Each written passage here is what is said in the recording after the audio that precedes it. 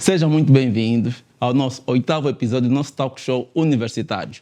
O seu espaço de interação, conversa, discussão aberta, onde temos aqui estudantes universitários para abordar temas que assolam principalmente países de língua oficial portuguesa.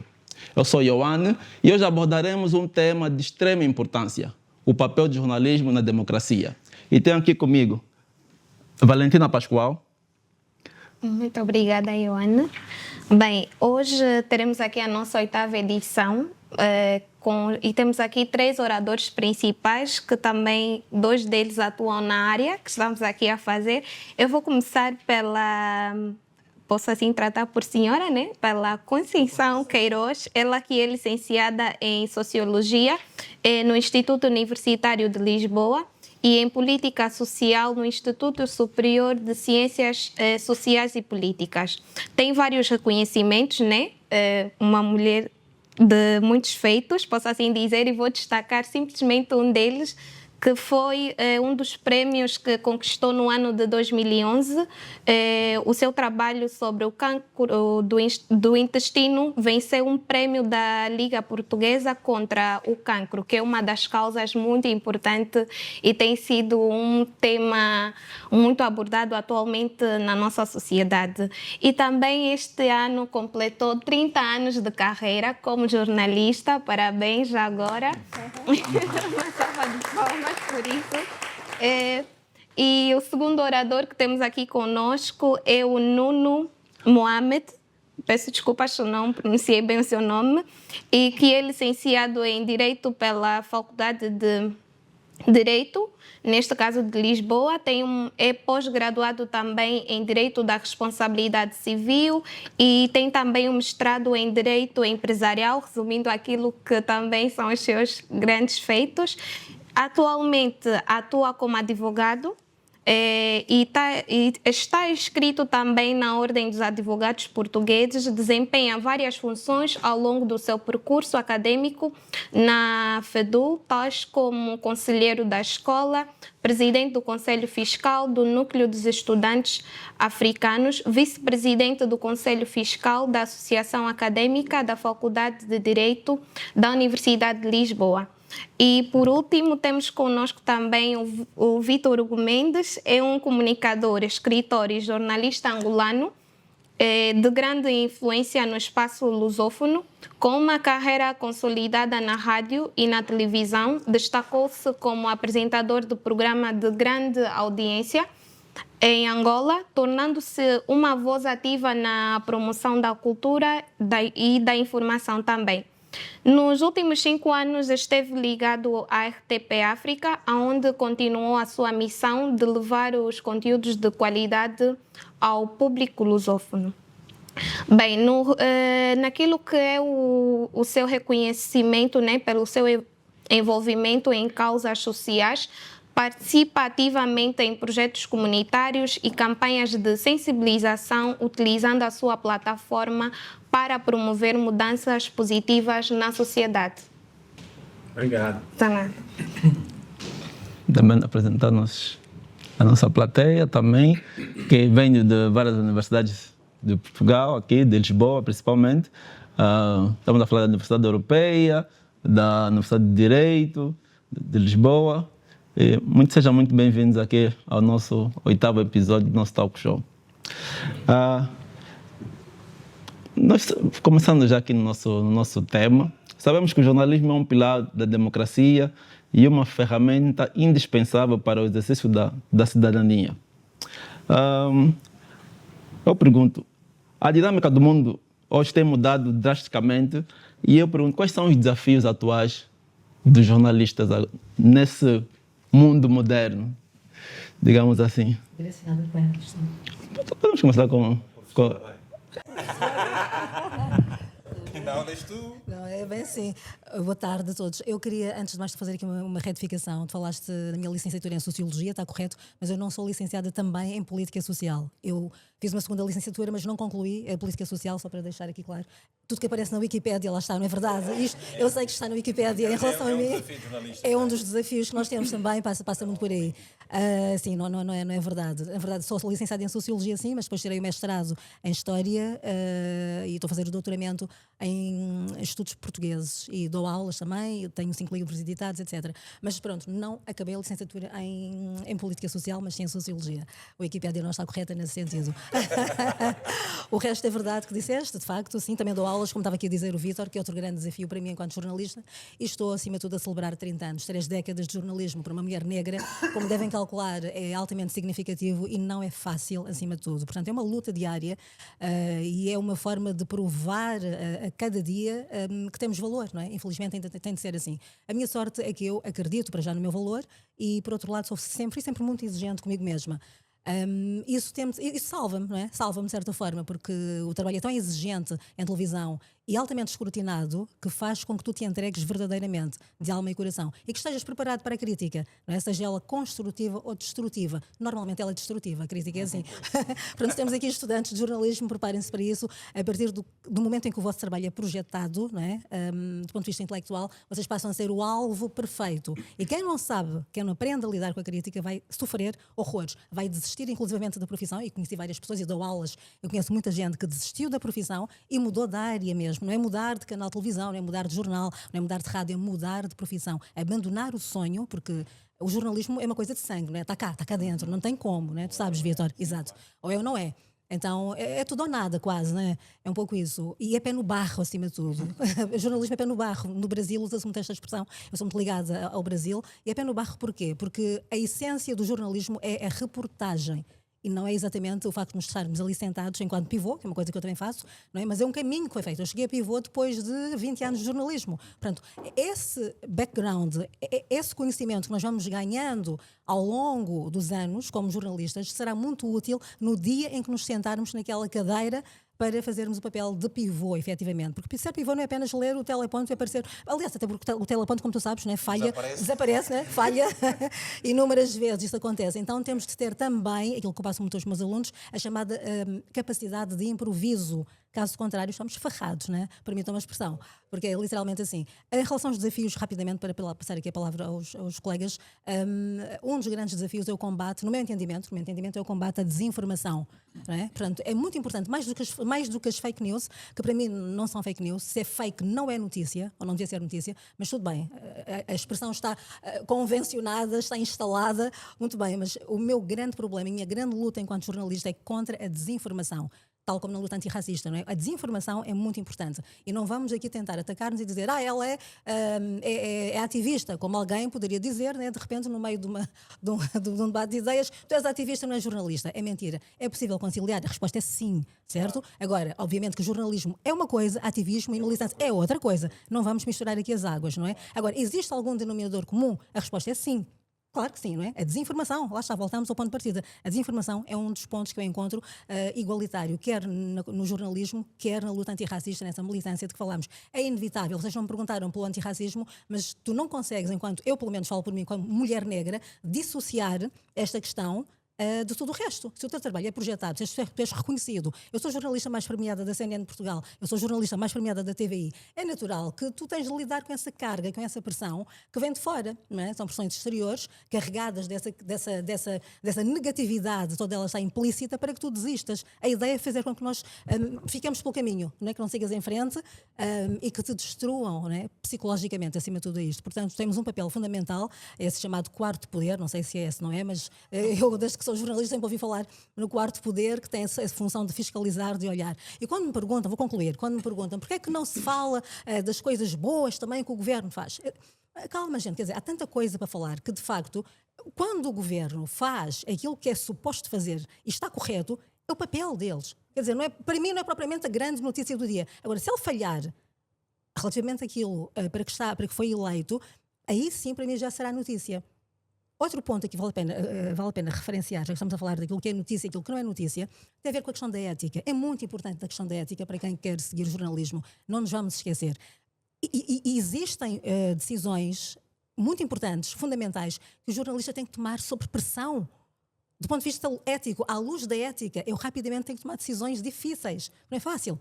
Muito bem, imaginemos, eu apresento o jornal segunda a sexta, às 2 da tarde, na TVI, que é muito vocacionado neste momento sobre justiça e crime, ok? Eu tenho as imagens, as caras daquelas pessoas que cometeram aqueles crimes. Eu normalmente não mostro isso. Se vocês repararem, se alguém vir o meu jornal, eu normalmente não mostro. Eu estou a pensar em quê? Muitas das vezes, eu estou a pensar em quê? Existe um processo do momento da condenação, não é? Uma eventual condenação, o cumprimento dessa pena e depois a saída da cadeia, que vai implicar o quê? Uma reinserção na sociedade, supostamente, não é? Mas vamos partir do princípio que isto é real e acontece, da teoria à prática. A probabilidade deste indivíduo conseguir reinserir-se na sociedade depois do seu rosto passar pelos noticiários todos será muito mais difícil, muito mais difícil. Então eu tento pensar, encontrar esse equilíbrio, não é? Portanto, este é um dos pontos. Até porque o que é que interessa às pessoas, na verdade, o telespectador? Interessa perceber, por exemplo, onde é que a taxa de criminalidade aumentou à escala nacional. Comparando com 2024, temos mais crimes em 2025 ou não? Entende? Isto sim é notícia, isto é informação ao grande público, não é propriamente o rosto daquela pessoa que cometeu os crimes e por aí fora, certo?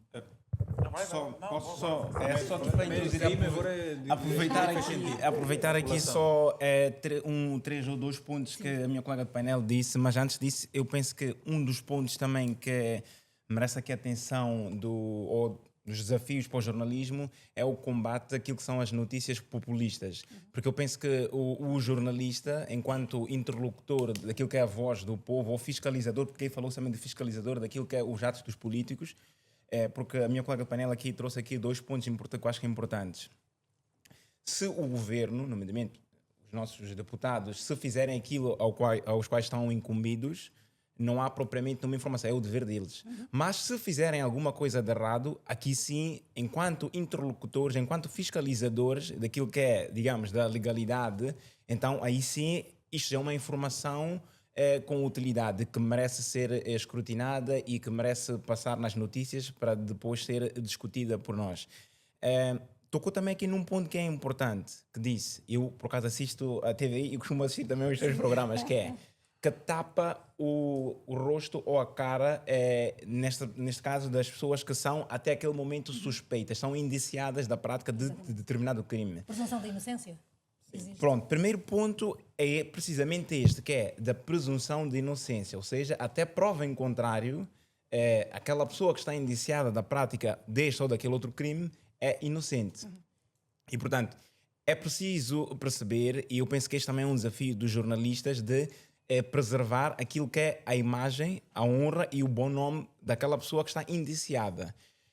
Não se esquecendo que aquela pessoa que é suspeita até aquele momento tem aquilo que se chama que é um direito de personalidade, que é precisamente isto que é o direito à imagem, é o direito à honra. É verdade que este direito à imagem, que é a configuração pictórica da pessoa ou a reprodução exterior da pessoa, de tal forma que pode ser reconhecida enquanto tal, e por isso é que a colega teve agora a dizer que em termos de ressocialização daquela pessoa, posteriormente, imagina que resulta em condenação. Há de ser muito difícil depois ser ressocializada.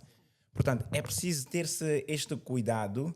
Como eu estava a dizer, o direito à informação, à liberdade de expressão e de imprensa entra em confronto várias vezes com direitos de personalidade, nomeadamente direito à imagem. E, portanto, aquilo que se pergunta é, quid iuris, como é que nós resolvemos na prática? Porque se estão em causa, por exemplo, uma suspeita da prática de um crime, é necessário ou há interesse em divulgar esta informação. Como é que o direito trata esta questão? Pronto, a maior parte das vezes há aqui uma exceção que o sistema jurídico português e a maior parte dos regimes jurídicos dos PALOPs também que prevêem, que é uma exceção àquilo que é a preservação da imagem. Porque, em regra, eu ou qualquer uma pessoa não pode reproduzir ou expor no comércio a imagem de uma pessoa sem o consentimento desta. Com uma exceção, se aquela imagem foi captada num local público ou se for um caso de polícia ou um caso académico, então aqui há uma exceção. Neste caso, enquadrar-se nesta exceção. Contudo, se a pessoa ainda não foi condenada, é preciso preservar-se essa imagem. Por isso é que a maior parte das vezes oculta-se a cara, que é para preservar aquilo que é a identidade desta pessoa. Contudo, nem todos os jornais têm este cuidado. Têm este cuidado, melhor, este dever. Ou seja, não têm este dever, é verdade que violam aquilo que é um disposto normativo e depois pode vir a ter as consequências. Portanto, eu penso que há esses dois desafios, nomeadamente, primeiro, que é o combate às notícias populistas, porque há muita notícia que é partilhada e sem interesse nenhum. Vou dar um exemplo. Por exemplo, o Cristiano Ronaldo e a Georgina vão casar. Qual é o interesse público que esta notícia tem? Eu não dei essa notícia. Eu não sei, mas qual é o interesse público que esta... Eu acho que isto é uma notícia populista, não tem relevância nenhuma para aquilo que é a sociedade. Não tem relevância nenhuma. Oferecer um anel de 16 quilates, isto não tem interesse nenhum. Acho que é preciso também combater. Tocou aqui numa questão de direito, aproveitando que não sei se surgiu agora uma questão, certo? Surgiu agora uma questão muito direcionada. Em termos jurídicos, até que ponto os jornalistas devem assegurar o direito à informação, neste caso, relativamente àquilo que é a Constituição? Visto que estamos numa sociedade, falou de polarização. Há um regulamento próprio que os jornalistas melhores do que eu conhecem, naturalmente, que regula aquilo que é a divulgação da informação, aquilo que é o cuidado que eles devem ter no exercício desta profissão. E que tem normas muito específicas naquilo que é, não é propriamente no conteúdo daquilo que eles vão informar, mas é na forma como vão divulgar esta informação em termos de procedimentos. Como eu estava a dar aquele exemplo, porque muitas das vezes é verdade que a liberdade de expressão ou de imprensa está constitucionalmente protegida, mas muitas das vezes esta liberdade de expressão de, enquanto jornalista, por exemplo, Vítor Hugo Mendes, divulgar esta ou aquela informação, ele tem este direito assegurado constitucionalmente, mas muitas das vezes, ou não raras vezes, esta liberdade de expressão ou de informação ou de imprensa entra em colisão com alguns direitos de personalidade, como o exemplo que a colega teve agora aqui a falar relativamente, faz muito crime, divulga muitas informações relativamente a crimes que são pessoas que são suspeitas. São pessoas suspeitas, portanto, que não há ainda condenação, portanto, são inocentes.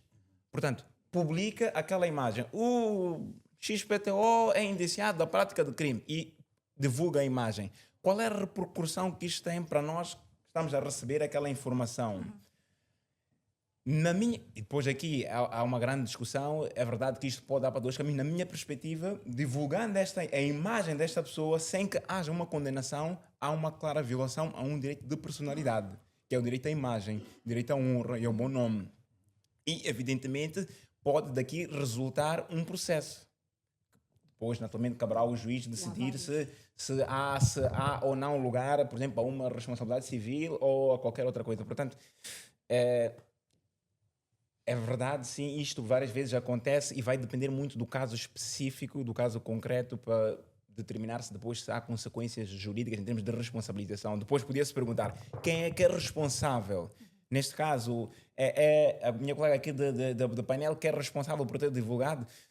Diria que não seria ela porque, na verdade, a responsável seria daquela entidade que está por detrás, neste caso da TVI. Depois poderia, internamente, em termos... Pronto, porque e não é propriamente... Já fui processada várias vezes. Já fui processada, acontece. Bom, jornalismo e democracia. O jornalismo é uma profissão muito bonita, como é uma outra qualquer, não é? Eu, e acredito que a Conceição, nós não entramos para o jornalismo porque queríamos aparecer na televisão e sermos pessoas famosas. Longe disso. A pessoa tem o talento, gosta daquele trabalho e a fama é o resultado exatamente da nossa exposição e isso é a coisa mais simples com a qual nós nos preocupamos. Jornalismo e democracia. Para mim, o jornalismo mensura a qualidade da democracia que um determinado país esteja a viver. Ora, vamos fazer um enquadramento da Guiné-Bissau, onde estive bem pouco tempo. Exercer jornalismo na Guiné-Bissau é um problema muito sério. Tanto é assim que os órgãos portugueses que lá estavam representados foram expulsos. Precisamente porque trabalhavam com base nas regras que internacionalmente são aceites e é assim que se trabalha, né? Existe uma regra, não existe o jornalismo em Angola, jornalismo na Guiné-Bissau, jornalismo em Portugal. Jornalismo é jornalismo e ponto. Vamos falar de Angola, por exemplo. Nós, quando olhamos para o tipo de jornalismo que se está a exercer, nós percebemos exatamente em que democracia que nós estamos. Porque num país que funciona ao arrepio daquelas que são as regras elementares de uma democracia, o jornalismo é muito penalizado. Ora, e quando o jornalismo é muito penalizado do ponto de vista ético, deontológico, onde é tudo menos isento, não é? E eu posso dar o exemplo aqui, como é que isso funciona, por exemplo, no caso de Angola. Ora, no caso de Angola, tu estás na televisão pública a debater um problema que visa o determinado partido político, tens pessoas que são do partido contrário e não tens ninguém do partido visado. Ou seja, estou a falar sobre ti e tu não te consegues defender. Não te é dada a oportunidade de aí estares para te defender, nem depois. E não tens sequer direito de resposta a uma situação que a entidade esteja a veicular. E, portanto, a nossa realidade africana é bastante dificílima. Calma. No que, relativamente a Angola, Moçambique, que é o vosso país, Guiné-Bissau, Santo Tomé e Príncipe, Cabo Verde é completamente diferente, está a ter muita frente em comparação a muitos países europeus do ponto de vista dos rankings que são apresentados. Mas são desafios, não é? São desafios em que, para se exercer bem a profissão, precisam de pessoas altamente capacitadas e a capacitação é constante. Precisas de um sistema político que continua a olear os carretos da democracia e da justiça, em que efetivamente os poderes funcionem também nos devidos marcos da lei, quando se trata da separação de poderes. Mas eu acho que quando o jornalismo, e hoje o jornalismo vai enfrentando, para além daquilo que a Constituição esteve a dizer, que é lidar com aquilo que é falso, notícias que são falsas, uma questão do populismo também vai trazendo, mas isso é um outro campo nesta vertente, mas é depois com o acelerar da extrema-direita e as imposições que vão sendo criadas nas democracias mais avançadas, que nós podemos considerar baluartes da moral da própria democracia, também há atropelos na relação com os jornalistas. Os jornalistas hoje vivem, posso dizer, uma fase muito delicada e complicada. Falar aqui de vários governos. Que riscos advêm quando os governos tentam controlar a mídia? Não, nós estamos a partir para ditaduras, não é? Quando os vários sistemas começam a ter um controle cada vez mais absoluto, quando se começa a coartar o direito ao cidadão de ser informado, como as constituições nos dizem, não é? Que o cidadão tem o direito de ser informado, mas quando os governos começam a atropelar a própria Constituição, nós começamos a entrar na esfera das ditaduras, das autocracias. Primeiro começamos por aí, autocracias e democracias, e depois temos uma sociedade com enormes problemas. Portanto, nós vemos em Angola e vemos em Moçambique, onde, de facto, tudo que não é notícia é destaque, ok? E isso é algo incrível. Portanto, para veres como é que nesses países em que há muita autocracia, em que há autocracia caminhando para ditaduras, ou seja, notícia, interesse público quase tem pouco destaque. Tem destaque a propaganda e quase que relações públicas. Então isso é triste, o que se vive nesses países. Porque quando estás nestas realidades, tu não tens... O jornalista precisa de liberdade, como qualquer um de nós. Dá-lhe o ar para respirar. A liberdade permite-lhe criar, permite-lhe ousar, permite-lhe seguir o rastro da verdade. E depois isso permite, quando ele transforma tudo isso na notícia, quando transmite esta notícia, ele está a contribuir para o desenvolvimento dos países. Portanto, tocando naquilo que não se quer falar. Portanto, aquilo que é, ou seja, Guiné-Bissau. Vamos falar de Guiné-Bissau. Na Guiné-Bissau, a notícia é que houvessem eleições e não tivesse havido um golpe de Estado. Aí sim seria uma notícia diferente. Porque o haver eleições e restasse um golpe de Estado, aquilo é muito normal. Não, sem dúvida. Por acaso, estás aqui a falar de um tema, Vítor, que eu conheço bem a realidade da Guiné-Bissau. Não estive na Guiné-Bissau, porque também fui ameaçada e disseram-me que não valia sequer a pena deslocar-me a Guiné-Bissau. Então fiz um trabalho de investigação interessante, e tu lembras disso, à distância, que não é propriamente a minha forma de trabalhar em 30 anos. Eu senti que pela primeira vez eu fiz um trabalho de investigação à distância e descobri várias coisas, de facto. Como é que é possível que tu recebas ameaças... A questão do jornalismo da especialidade, para a Conceição... tem um pendor muito... A área investigativa também é muito forte, não é? Ah, sim. Eu cresci assim, não é? Investigando. Investigando, exatamente. E não é fácil. Não é fácil. Sim. E muitas vezes é curioso, não acontece só na política. Acontece em áreas tão sensíveis como a saúde, por exemplo, na área da oncologia. Falaste há pouco do prémio que eu recebi, um dos prémios foi exatamente na área da oncologia, com o tema do cancro do intestino, que é o cancro que mais mata em Portugal, vale a pena lembrar. Mata cerca de 12 portugueses por dia, o cancro do intestino. Na altura também descobri que havia um plano, existe um plano, o primeiro plano oncológico que foi elaborado em Portugal não foi cumprido até hoje. Nesse primeiro plano oncológico, que tem quase 30 anos, estava previsto já na altura rastrear toda a população portuguesa para o cancro do intestino, o que até agora não aconteceu. Portanto, nós temos problemas muito sérios, não é? Então, tu, quando vais confrontar um Ministro da Saúde, por exemplo, sobre esta temática, tu tens de ir, acima de tudo, muito bem preparado. O jornalista tem de ter... Eu sou obcecada pela documentação. Eu sou obcecada pela documentação. Um jornalista que não tem esta preocupação não vai vingar, não vai crescer enquanto repórter, acima de tudo isto, não é? Porque o jornalismo, volta a dizer... A documentação é o suporte. É o suporte. Não tens como confrontar um Presidente da República, já entrevistei vários, um Primeiro-Ministro, já entrevistei vários, secretários de Estado por aí fora, se tu não estiveres devidamente documentado. Não pode ser, não é? Eu lembro-me de ter uma vez, neste tema do cancro do intestino, confrontado alguém responsável na altura pela área e que me dizia que não era verdade, que havia um plano, um rastreio organizado em Portugal para o cancro do intestino. Eu dizia, o senhor sabe que isso não é verdade? Ele dizia, não, é verdade, o senhor sabe que isso não é verdade. Quer dizer, chegámos a um ponto em que eu, exatamente, tirei o dossiê que estava ali ao lado e mostrei e acaba a conversa. Quer dizer, tu não queres chegar a esse ponto, obviamente, não é? Mas há momentos em que, quando tu sentes, enquanto jornalista, que te tentam descredibilizar, tu vês-te obrigado a puxar dos galões que também os tens, necessariamente, mesmo que as pessoas achem que não, não é? Portanto, isto aconteceu-me variedíssimas vezes. Então, quanto mais bem preparado tu estiveres, a probabilidade de te saíres muitíssimo bem nas entrevistas que vais conduzir, nas pessoas que vais confrontar, os grandes poderes, de que falavas há pouco, Nuno, aí tu vais sentir que realmente essa responsabilidade, não é? Esse papel enquanto jornalista está a ser efetivo. Agora, é uma coisa entrar. muito forte também nisso, tudo que é... Não, é rápido. A Conceição falou que é obcecada por números. Eu sou... por documentos. Eu sou por números. Eu sou por números. Que é... Eu nunca entrei na televisão a fazer um programa de 1 hora e 20 minutos em que não tenha, no mínimo, 30 perguntas. Não é que eu vá colocar todas as perguntas, mas eu tive que elaborar as 30 perguntas e, portanto, eu tive que estudá-las. E é uma coisa muito interessante. Eu digo que às vezes faço autocensura em alguma e outra coisa. Por exemplo, eu conheço-te bem e eu tenho aqui informações sobre o que nós vamos conversar. Se nós estivermos a conversar e tu estiveres-me a mentir sobre uma coisa que eu sei que aquilo não é verdade, eu tenho duas vias.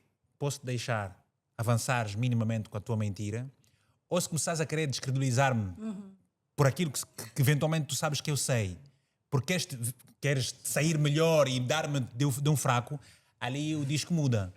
Eu confronto-te. E eu acho que o confrontar as realidades é melhor, porque é um combate sempre, não é? Onde estamos diante da verdade. É um combate entre o entrevistado e o entrevistador. E esse é um desafio do jornalista na democracia e sobretudo quando lida com políticos. Os políticos são muito craques. Depende também da casta de políticos, não é? Essa malta que anda a emergir é uma... Nós temos hoje uma classe de políticos que estuda pouco, que vive do improviso e que acha que os outros nunca estão atentos ao que eles andam a fazer. Não leem, não veem e esquecem-se que nós estamos a ser escrutinados e nós escrutinamos, tal como nos escrutinam a nós, permanentemente. E quando um jornalista estuda os números, os documentos, e quando vai para um confronto, portanto, por mais forte que seja, e o jornalista até, quem se prepara gosta de um combate mais fervoroso, não é? Porque revela também a qualidade do próprio jornalista. Eu acho que isso faz toda a diferença. Ou seja, não te podes ficar pela rama, não é? Sim. A questão da superficialidade. Temos de ir muito além daquilo que está ao olhar da maioria das pessoas, porque caso contrário não te vais distinguir nem distanciar do teu papel enquanto jornalista. Há um compromisso que nós temos com a verdade acima de tudo, mas há um compromisso que nós temos com nós próprios também. Eu dizia há pouco que há decisões importantes que nós temos de tomar ali muito em cima da hora, passa a expressão, mas é mesmo assim. Eu vou dar um exemplo concreto. Há cerca de 3 semanas, isto é muito recente, um dos exemplos mais recentes, falamos aqui de ética no jornalismo. Aquele temporal, aquela tempestade, uma grande tempestade em Portugal, que nós tivemos, que a tempestade Cláudia, exatamente, que causou 2 mortos. Um casal estava em casa com cerca de 90 anos, a água entrou de tal maneira, eles morreram afogados, os corpos foram encontrados a boiar em casa. Eu apresentei um jornal nesse dia, fora de estúdio, à porta daquela casa onde aconteceu a tragédia. Não é? Tudo bem, é aceitável. A questão é, no momento em que eu começo o jornal às 2 da tarde, está nesse momento a ambulância ali parada e os corpos iam começar a sair, ou seja, os corpos seriam introduzidos exatamente naquele instante na ambulância para serem transportados para o Instituto de Medicina Legal. Com certeza, eu aí tinha de tomar uma decisão rapidamente com o repórter de imagem se mostrávamos ou não aquele momento. Mas e tu pensas, isto vai acrescentar o quê do ponto de vista da informação? Zero. Assim, tu podias tomar uma posição diferente, tu podias ter uma atitude diferente, e tu também, por aí fora, ok? São coisas no momento. São coisas do momento e tem a ver contigo mesmo, ok? Exatamente, tem a ver contigo. Exato. A nossa decisão, eu de repórter de imagens, foi não mostrar aquele momento. Então o que é que nós fizemos? Eu desviei-me ligeiramente, continuei a falar, estive durante muito tempo em direto, sempre a falar, a descrever o que estava a acontecer, ali a relatar o que está a acontecer, e não nos podemos ficar por aí, atenção, temos de saber mais coisas sobre as tempestades em Portugal e buscar acontecimentos anteriores, é como quando existem ataques terroristas, não vamos falar apenas daquele ataque terrorista em França, não. Vamos lembrar as pessoas, por exemplo, que França é dos países mais castigados pelos ataques terroristas quando falamos da Europa. Exatamente, portanto, é conhecimento, convém ter tudo isto. Eu não quer dizer qualquer coisa. Só uma coisa muito... A palavra, essa primeira volta aqui é... Sim. Só para aproveitar aqui sim. o Vítor, e sem querer discordar e com o devido respeito, que é quando teve a dar... Quem não gosta de discordar é político. Pronto, nós estamos aqui para discordar. Agora, discorda e Não argumenta. Agora está Pronto, o Vítor deu agora um exemplo que era... deu um exemplo no sentido de, imaginando que estava a entrevistar aqui exato, e tem ali uma ficha relativamente àquilo que são os dados, relativamente aos elementos que vai entrevistar. E se no meio dessa entrevista descobrisse que eventualmente o estaria a mentir e que teria dois caminhos, duas hipóteses, ou permitia ou então o confrontava. Eu acho que, por exemplo, na minha perspectiva, mais do que ter esta opção, penso que é um dever, ainda que não vinculado, mas eu acho que estava mais inclinado para vinculado no sentido de o confrontar, porque o dever do jornalista é precisamente confrontar e trazer a verdade para cima da mesa. Para quê? Porque para as pessoas estarem informadas para se autodeterminarem. A democracia tem que funcionar assim, não pode permitir precisamente aquilo. Mas agora vemos uma pergunta. Isso de confrontar para a verdade, vemos agora o populismo, políticos a falarem coisas que se calhar é o que o pessoal quer ouvir, confrontando. Isso é o que acontece muito agora, confrontando. Não, eu iria fazer uma questão bem direcionada mesmo ao Vítor sobre, falamos aqui e eu funciono muito com normas, né, processos de melhoria, e sei que na vossa área de jornalismo também existem normas que são regidas e devem ser seguidas. A diversidade de meios de comunicação e informação, hoje em dia temos as redes sociais e vários canais de informação, tem afetado a vossa maneira de comunicar para nós, né, enquanto cidadãos, público, sentem-se obrigados a não cumprir aquilo que são as normas regidas? Não, se não cumprir não funciona. É assim, há diversidade. É preciso ver que há os meios convencionais, não é? As rádios, a televisão, os jornais, aquilo que nós conhecemos, onde trabalha a Conceição, onde sempre trabalhou o Vítor e muito mais. Depois, a nova era trouxe-nos o mundo digital, onde muitas pessoas que não se especializaram no jornalismo, por curiosidade, por estudo, por autodidatismo, cresceram, criaram canais, essas coisas todas, e têm feito um trabalho que respeita regras, essas coisas todas. Não têm carteira e fazem o seu trabalho normalmente. São coisas que a gente não tem que discutir. Agora, há outras pessoas que, sem formação nenhuma, e então sentem-se no direito de se falar sobre tudo, de passarem por cima de tudo e não mensuram consequências. Bom, isso é outra coisa e, portanto, são pessoas irresponsáveis. Agora, na televisão, na rádio, no meio convencional, tu tens regras e tu tens que respeitar as regras. Acontece, por exemplo, nós somos seres humanos e cometemos os erros que podemos cometer. A Conceição falou há pouco tempo naquela circunstância o que é que faria, o que é que não faria. Nós, por exemplo, muitas vezes na televisão, na discussão de como é que se chama, da reunião, reunião editorial. editorial, Que é a reunião em que estão várias pessoas e tem um chefe de redação, um editor-chefe, em que nós temos vários assuntos e estamos a discutir aquele assunto, como é que nós vamos tratar aquele problema, né? Acontece alturas em que a gente diz, não, olha, não vamos tratar disso, pá, não vale a pena. Porque a gente também nós também não queremos, nós não somos sensacionalistas, né? Nós não queremos também espicaçar, nós não queremos, Nem é preciso tanto nem é também, preciso tanto, entende? Há pessoas que gostam disso. Há órgãos que adoram isso. E fazem bem, até fazem isso muito bem. estás a ver? E dá trabalho, atenção. Agora, quando ele falou, por exemplo, da questão do Cristiano Ronaldo, a mulher faz ou não faz. Não, hoje tens uma diversidade de meios convencionais cujo trabalho é exatamente isso, porque nós temos pessoas que são cuscas mesmo, gostam da fofoca, gostam dessas coisas. Então, muda, não é um canal de informação. A TVI... Aí há a liberdade de escolha. A liberdade de escolha. Assim, a TVI pode falar daquilo, mas pode falar de uma perspectiva completamente diferente do Cristiano Ronaldo. O Cristiano Ronaldo, numa notícia, para quê? Olha, inaugurou um museu, aquilo vai gerar emprego, vai impactar a economia da Madeira e tudo mais. Sim, tem aquela questão de, às vezes, nós não sabermos qual é como eu posso dizer, a missão daquela empresa ou daquela emissão, porque às vezes é um canal, podemos dizer, de informação, um meio convencional a partilhar informações que nós achamos até irrelevantes, que seria uma notícia que devíamos ver assim na mídia, no Insta, posso assim. Olha só, os meios... Em 2002, ainda não se falava, eu em Angola trabalhava na Rádio Eclésia na altura, não se falava muito aqui o Facebook até era um sonho. Não é? Okay. E havia uma conversa na redação que era, a televisão, a rádio vão desaparecer e tudo mais. Aquilo é como uma vassoura, minha irmã. Hoje tens aquela coisa que limpa aspiradores, mas nós temos ainda a vassoura, não é?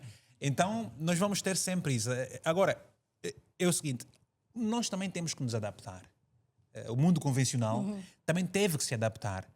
E às vezes... Mas também nós conseguimos trazer essas coisinhas que estás a dizer. São chamados faits divers e tudo mais, né?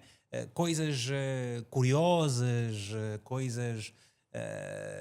têm assim um fluidade diferente. Que não interessa a toda a gente, como ela dizia. Interessa não é? a toda a gente. Então, que pode não interessar a toda a gente, aliás. Pode não é? interessar. O jornalismo cria ali uma forma também de trazer essas coisas, mas não é fazer daquilo um assunto banal. Há várias formas de tratar a notícia Sim, também. há não é? várias formas de trazer tratamento. E deixa-me só dar continuidade a este desafio da raciocínio muito democracia. rapidamente. Eu acho que, quando tu falas aqui da questão dos sites e dos blogs que proliferam por aí, de algumas pessoas sem responsabilidade que escrevem várias coisas, isto acontece, de facto. Agora, é bom não nos esquecermos de um pormenor aqui que é muito importante. O público não pode ser subestimado. O grande público não pode ser subestimado. Estas pessoas que estão aqui, que consomem televisão, rádio, compram jornais, etc., e além do mundo digital, dessa revolução do mundo digital, estas pessoas não podem ser subestimadas. Eu tenho muito respeito pelo público. O que é que eu sinto? As pessoas procuram, nos grandes momentos de crise, quando nós vimos quando foi a crise pandémica, não é? Durante a pandemia, por exemplo, as pessoas procuraram grande informação onde? No jornalismo profissional e não nos blogs, esses que tu falavas, os blogs, com todo o respeito, os sites que existem por aí, onde as pessoas escrevem umas coisas, com todo o respeito, existem jornalistas profissionais. Aquelas pessoas jamais, eu atrevo-me a dizer, jamais poderão substituir o jornalista profissional, que temos uma responsabilidade completamente diferente. E isso, onde é que se vê, sobretudo? Nós vemos isso porque nós vemos as audiências todos os dias, não é? Todos os dias. É mentira, quem trabalha em televisão e tem uma exposição... não vai ver as audiências, é mentira. Não vou dizer que, eu nunca vejo as audiências, no dia seguinte eu não vejo as audiências do meu jornal. É mentira, eu vejo, eu sou líder, eu vejo. E quando perco também vejo. Quando queremos sempre ver, não é? Até para termos, é um barómetro no fundo, não é? De estamos ou não a fidelizar, a fazer bem, a fidelizar ou não o público, tem mais audiência ou menos audiência. É hipocrisia dizer que é mentira, eu não ligo nenhumas audiências. Eu ligo às audiências, sim. Não é? Pronto. Portanto, eu acho que a importância do jornalismo profissional não pode ser subestimada e creio que jamais será substituída. É como um jornal em papel. Vão desaparecer os jornais todos em papel. Isso não é verdade. Haverá sempre jornais nas bancas, não é? Teremos sempre jornais... Não, depois, eu não tenho nada disso. Eu também sou ainda muito... O livro em papel, não é? Os que estão aí em cima. Eu acho que sim, portanto... Completamente, acho que a ideia também é essa, né? O grande papel do jornalista hoje em dia acho que passa muito por aí. É uma luta contra a desinformação. Questões éticas e morais sempre. Exato. No momento da pura verdade, é ele que se confia. É um meio confiável, não é? Em suma, acho que é isso. Completamente. Portanto, é essa obsessão pela documentação, estarmos devidamente preparados antes de entrevistarmos, seja quem for. Eu costumo falar, na raia miúda, não quer saber. É raia miúda, é o senhor que limpa ali os degraus daqueles prédios. Seja lá quem for, exatamente. Seja quem for, não é? Nós temos que nos documentar devidamente para enfrentar e confrontar aquela pessoa que está do outro lado. Nós não precisamos de ser agressivos. Há jornalistas que são, por si, agressivos. Não há necessidade disso, não é? Tu começas uma entrevista bem delineada, bem conduzida, não há necessidade de estares a berrar, estar aos gritos, não há necessidade disso. Agora, se te veres obrigado a tal, tu sabes fazer isso. Portanto, não é pelo facto de um jornalista estar num registro formal e estar ali a fazer o seu trabalho devidamente, isso não quer dizer que se ele tiver de, não digo esmurrar a mesa, não é? Não é isso, mas se tiver de levantar a voz, posicionar devidamente, vai fazê-lo. E ainda bem, não é? Vai fazê-lo. Tens de marcar posição a certa altura. Tu não podes, enquanto jornalista, permitir que aquela entrevista seja conduzida pelo teu entrevistado, pelo convidado. Jamais isto não pode acontecer. Seja quem for, atenção, seja quem for. Portanto, se tu estás bem preparado, isso não vai acontecer. A probabilidade disso acontecer é muito reduzida. Então, eu acho que o jornalismo é uma profissão... Sim, consegue perceber quem está do outro lado, exatamente. Apalpa o terreno. Vamos Queres passar a palavra? Aqui, dessa planta, quem quer falar? Vamos para a sexta. Consegues passar aí o micro? Ok, muito boa tarde a todos. Meu nome é Justino Assuvo, sou estudante do primeiro ano de gestão na Universidade Autónoma de Lisboa. E de tudo o que foi dito aqui, surgiu uma teoria que é muito discutida em economia, que é a teoria da administração, que trata uma relação existente entre um agente e um principal. E eu trouxe essa teoria aqui à conversa porque acredito que o jornalismo acaba sendo um meio pelo qual os agentes, que são aqueles que se calhar têm mais informações que os principais, certo? Podem de certa forma não enganar os principais. Ok, esta teoria por sua vez trata de um divórcio que existe entre as duas partes. Nessa altura eu acredito que a importância do jornalismo numa democracia claramente surge para mitigar a assimetria de informação que de certa forma vai existir entre quem sabe mais e quem sabe menos. Então eu gostava de colocar uma questão aos nossos oradores, e essa questão seria: de que forma, de tudo o que foi abordado, de que forma é que, por exemplo, com o desenvolvimento claramente que as redes sociais estão a ter, de que forma é que nós podemos ter mais cuidado com relação às informações que nós recebemos todos os dias nos telefones, nos iPads, porque eu acho que mais do que ter informações é ter a informação certa, certo? Então eu gostava de saber exatamente quais seriam os meios, se calhar, mais apropriados então para chegar às informações mais adequadas. Eu posso tentar dar uma resposta que eu diria que é rápida, que é um cuidado que cada um de nós deve ter em filtrar ou discernir a informação verdadeira ou não. A Conceição disse agora uma coisa que é importante: profissionalismo, confiar naquilo que é o jornalismo profissional. E portanto cabe a mim, enquanto, se assim permite uma expressão, captador de informação, vou procurar melhor informação naqueles canais que são de maior credibilidade, de maior confiança. Porque hoje em dia nós temos informação, temos as tais fake news, portanto, todos os dias fake news, Instagrams, etc, etc. Portanto, esse cuidado é um cuidado que cada um de nós deve ter. Eu quero confrontar se a informação que vi no Facebook é verdadeira ou não. Como é que eu faço? Provavelmente no Facebook, a partida não, eu próprio não acredito muito daquilo que vejo no Facebook. Há pouco tempo, relativamente à Guiné-Bissau, como a maior parte deve saber, houveram eleições. E surgiu uma notícia que o ex-presidente teria sido detido. Eu vi essa informação num canal social, nomeadamente no Facebook. Eu não acreditei. Liguei, a primeira coisa que eu fiz é, liguei os canais, e por acaso liguei a CNN. Eu fui lá, porque é um canal que eu acredito, e fui lá procurar, tentar ver a notícia. Porque no Facebook eu não acredito. Esse cuidado é um cuidado que cada um de nós deve ter. Que é, acreditar é mais nos profissionais. Eu penso que seria mais ou menos isto, mas eu penso que os meus colegas aqui, o Vitor, Eu dou uma resposta muito breve com base naquilo que me aconteceu. Aconteceu comigo quando foi, não sei se tem memória, talvez aqui do ciclone Idai, quando foi o ciclone Idai em Moçambique, altamente destrutivo, e destruiu uma cidade onde eu vivi. Tu és de Moçambique também, né? A Beira, cidade da Beira. Nasci na ilha de Moçambique, mas vivi na Beira. E a cidade da Beira ficou completamente destruída com o ciclone Idai. Eu tinha as minhas irmãs desaparecidas, inclusivamente.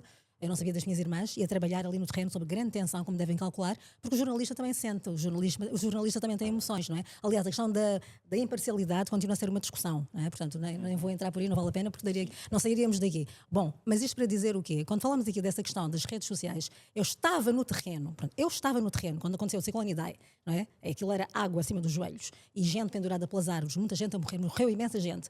Eu cheguei no pico da tragédia a Moçambique naquela altura com o ciclone. E comecei a receber informações que chegavam aqui de Portugal, que me diziam: Conceição, tens de mostrar uma imagem muito importante que está a acontecer, os corpos a boiarem no rio, acho que era no rio Buzi, um rio que eu conheço bem. Eu disse, eu tenho certeza que isso não está a acontecer, isso não existe. Não, está a acontecer.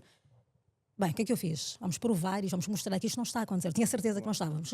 Eu peguei no repórter de imagem e nós fomos até lá e eu liguei e disse: eu tenho que entrar em direto agora para mostrar que, de facto, essa imagem que está a correr, vamos desmentir isso em direto, isso não é verdade. Então estava a correr em Portugal uma imagem, imaginem bem, uma imagem de uns corpos que estavam a boiar numas águas, que aquelas imagens, nem sequer era em Moçambique, nem sequer era em Moçambique, atenção, o Rio Buzi que eu conheço, ficamos ali encalhados, ainda por cima cheio de jacarés, e nós ficámos ali. Foi uma coisa, mas valeu a pena para mostrarmos que aquilo não era verdade. E uma das estradas tinha sido também ela completamente destruída. Diziam aqui, não, a estrada já foi reaberta. Quase todos os canais de televisão diziam que aquela estrada, que é muito importante, faz a ligação entre Beira e o exterior, tem a ver com a questão das importações e das exportações, muito importante para a economia, para o movimento da economia naquela zona, que tinha sido reaberta depois do ciclone. Eu dizia, não foi reaberta. Eu fiz 500 km até aquela zona e mostrei, olha, daqui nós não passamos, entrei em direto e mostrei, daqui nós não conseguimos passar, a estrada está completamente destruída. Mas aquilo havia interesses por detrás de tudo aquilo, como devem calcular, não é? E a mim aconteceu uma coisa, uma experiência diferente, mas é tal coisa. Nós estamos a receber um monte... Porque assim, quando nós temos acesso, quando dizem que aconteceu uma coisa, a primeira coisa que eu faço é ir às agências. Ok? São as agências internacionais. Epá, são Reuters e eu não vejo nada. E digo, ok, isso é falso. Bom, pronto. Eu recebi uma... Não, mas vou voltar ali que é. Aconteceu uma coisa em Moçambique. Essa coisa também foi em Moçambique, sobre Moçambique, em que tinha acontecido um ciclone, ciclones todos os anos, e mandaram-nos muitas imagens por WhatsApp, e muitas eram verdadeiras, não é? Mas havia outras que não, e nós não sabíamos, que eu não conheço Moçambique. Se fosse de Angola, provavelmente eu conheceria e saberia. E quando nós editamos as imagens amadoras que chegaram, havia uma ou duas que não era Moçambique e não correspondiam à verdade, mas nós não sabíamos e já estava lá. Agora, também caímos nesse erro. A CMTV caiu naquele erro de um carro a boiar, né, que alguém filmou aquilo em plano fechado e tudo mais, e deu a ideia que... Ou seja, não estamos isentos de erros. E as pessoas... Agora sim, eu não posso dar aquilo que eu não sei. Eu não posso avaliar aquilo que eu não compreendo. Para responder à tua pergunta, como é que vocês podem lidar com isso? Bom, meus amigos, eu, Vitor Hugo, hoje, eu não partilho ou não reencaminho 90% das mensagens que recebo no WhatsApp. Verdadeiras ou falsas. Por vários motivos. Primeiro, eventualmente já deves ter recebido e não te quero estar a encher a tua caixa de mensagem. Segundo, ao mandar para ti, estou a gastar o meu saldo e não é a agência que me paga, nem você que me paga o saldo do meu telefone. Portanto, até poupo por causa disso.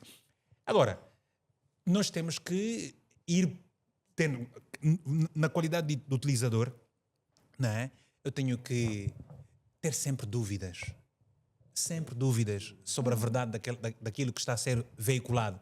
E o cuidado de procurar por pessoas ou por páginas que realmente são páginas que não estão conotadas com propaganda, com sensacionalismo, com populismo, porque estas páginas que têm estas conotações, elas estão um pouco se marimbando se aquilo é verdade.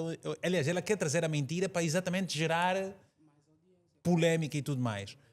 Não é? E eu posso dizer assim, sem medo de errar, tu tens, hoje, falando de Angola, o Che Agora Aguenta é muito mais credível em muitos assuntos que determinados órgãos de comunicação social. Estás a falar do site, não é? O site.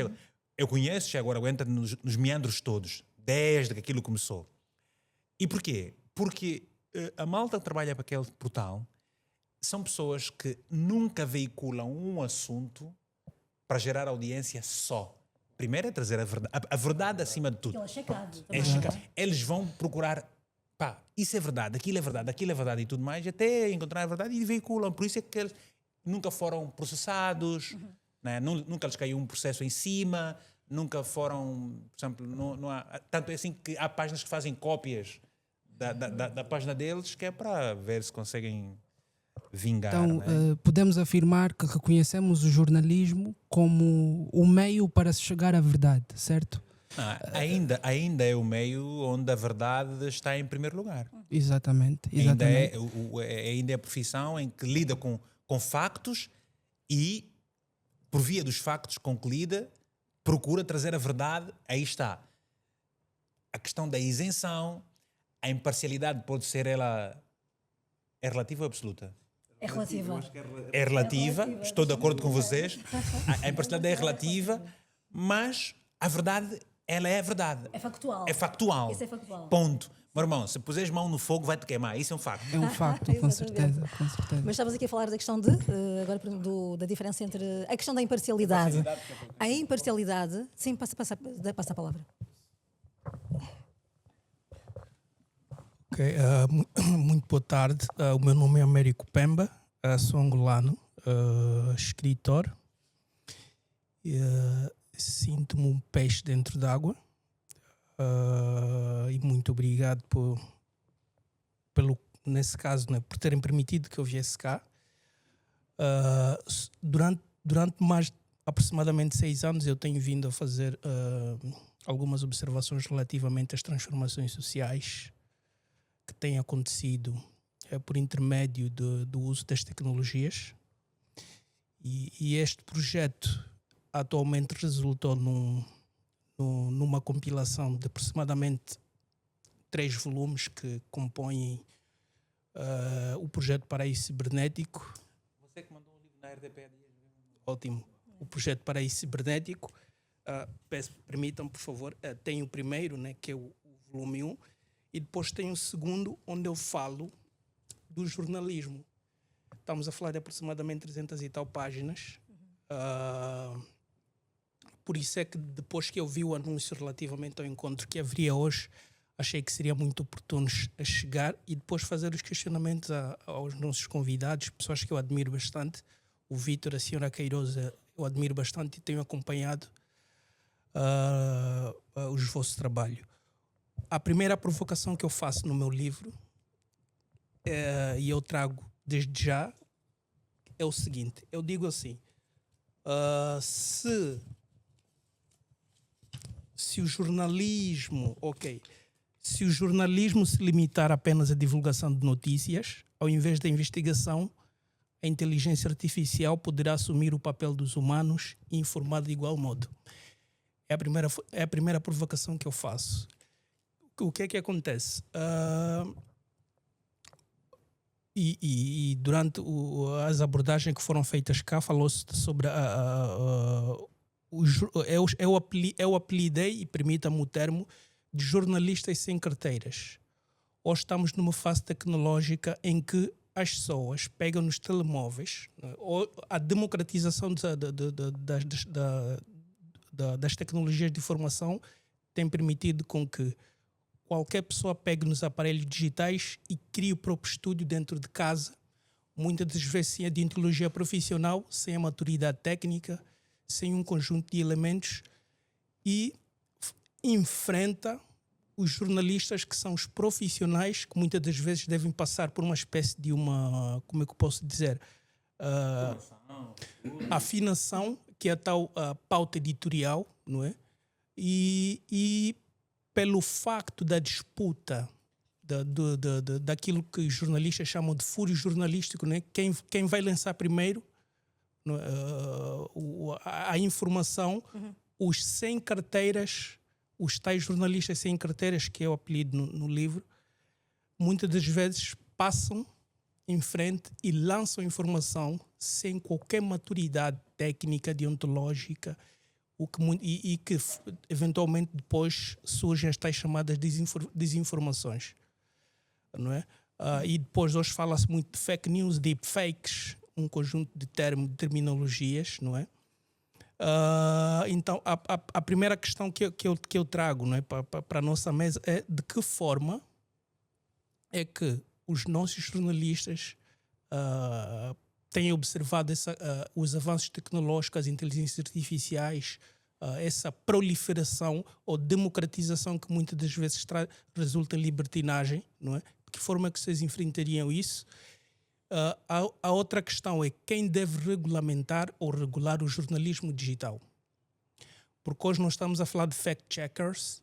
A questão é que o fact-checkers, quando é feito de forma exagerada, a censura, quando é muito exagerada, tira a autenticidade do conteúdo, principalmente na vertente do jornalismo investigativo. Às vezes o jornalismo investigativo traz o produto pronto e a lapidação faz com que o resultado final, muitas das vezes, venha a ser muito além ou muito aquém daquilo que seria o produto real ou o resultado final. E, por fim, trago também uma abordagem que tem que ver com... Calma só um bocadinho ali. Sim. Já temos duas questões. O jornalismo investigativo, Sim. quando ele chega, o jornalista que trata desta matéria, ele traz um produto completo. Ok. Porque é uma equipa muito grande, várias valências, nunca fiz jornalismo investigativo, portanto estou diante de alguém que faz, e eu amo o jornalismo investigativo português, ok? Porque os assuntos estão aí, é só pegá-los e prepará-los e depois apresentá-los. Portanto, eu estou só a defender aqui de que ficar quem eu acho que assim pode não corresponder à tua perspectiva, mas o jornalista é muito sério quando ele traz o trabalho está completo em que as margens de dúvidas sobre a verdade são irrisórias, para não dizer não. E é por isso que leva muito tempo o trabalho de investigação. É uma entrega também gigante. Gigante, estás a ver? E eu só quis discordar. Não é que não quer dizer que estejas errado de todo, mas quero defender aqui a verdade. Até porque a divulgação desta tal informação do conteúdo tem de respeitar aqueles princípios éticos aqueles princípios éticos que teve-se aqui a falar. A credibilidade do jornalista e da instituição, percebes? Não só, até porque há limites e há critérios também para se poder informar, porque como aqui também toquei também no início, para o jornalista profissional, para poder informar, ele há critérios que estão regulamentados. E tem de assim estar, porque a maior parte das vezes, como eu estive aqui a falar no início, pode entrar em confronto ou em colisão com vários outros direitos. É preciso regulamentar-se. É verdade que, ao fazer-se a tal investigação e trazer-se informação, pode não trazer na perspectiva que está à espera, por exemplo. Esperava muito mais, mas aquele muito mais ele não pode fazer porque já está a violar este ou aquele outro direito. Tem que haver um limite. Não há liberdade sem responsabilidade. Portanto, se extravasar-se esse limite, há de haver inevitavelmente responsabilidade. E quando digo responsabilidade, em termos jurídicos, há responsabilidade, naturalmente. Nós, por exemplo, assim...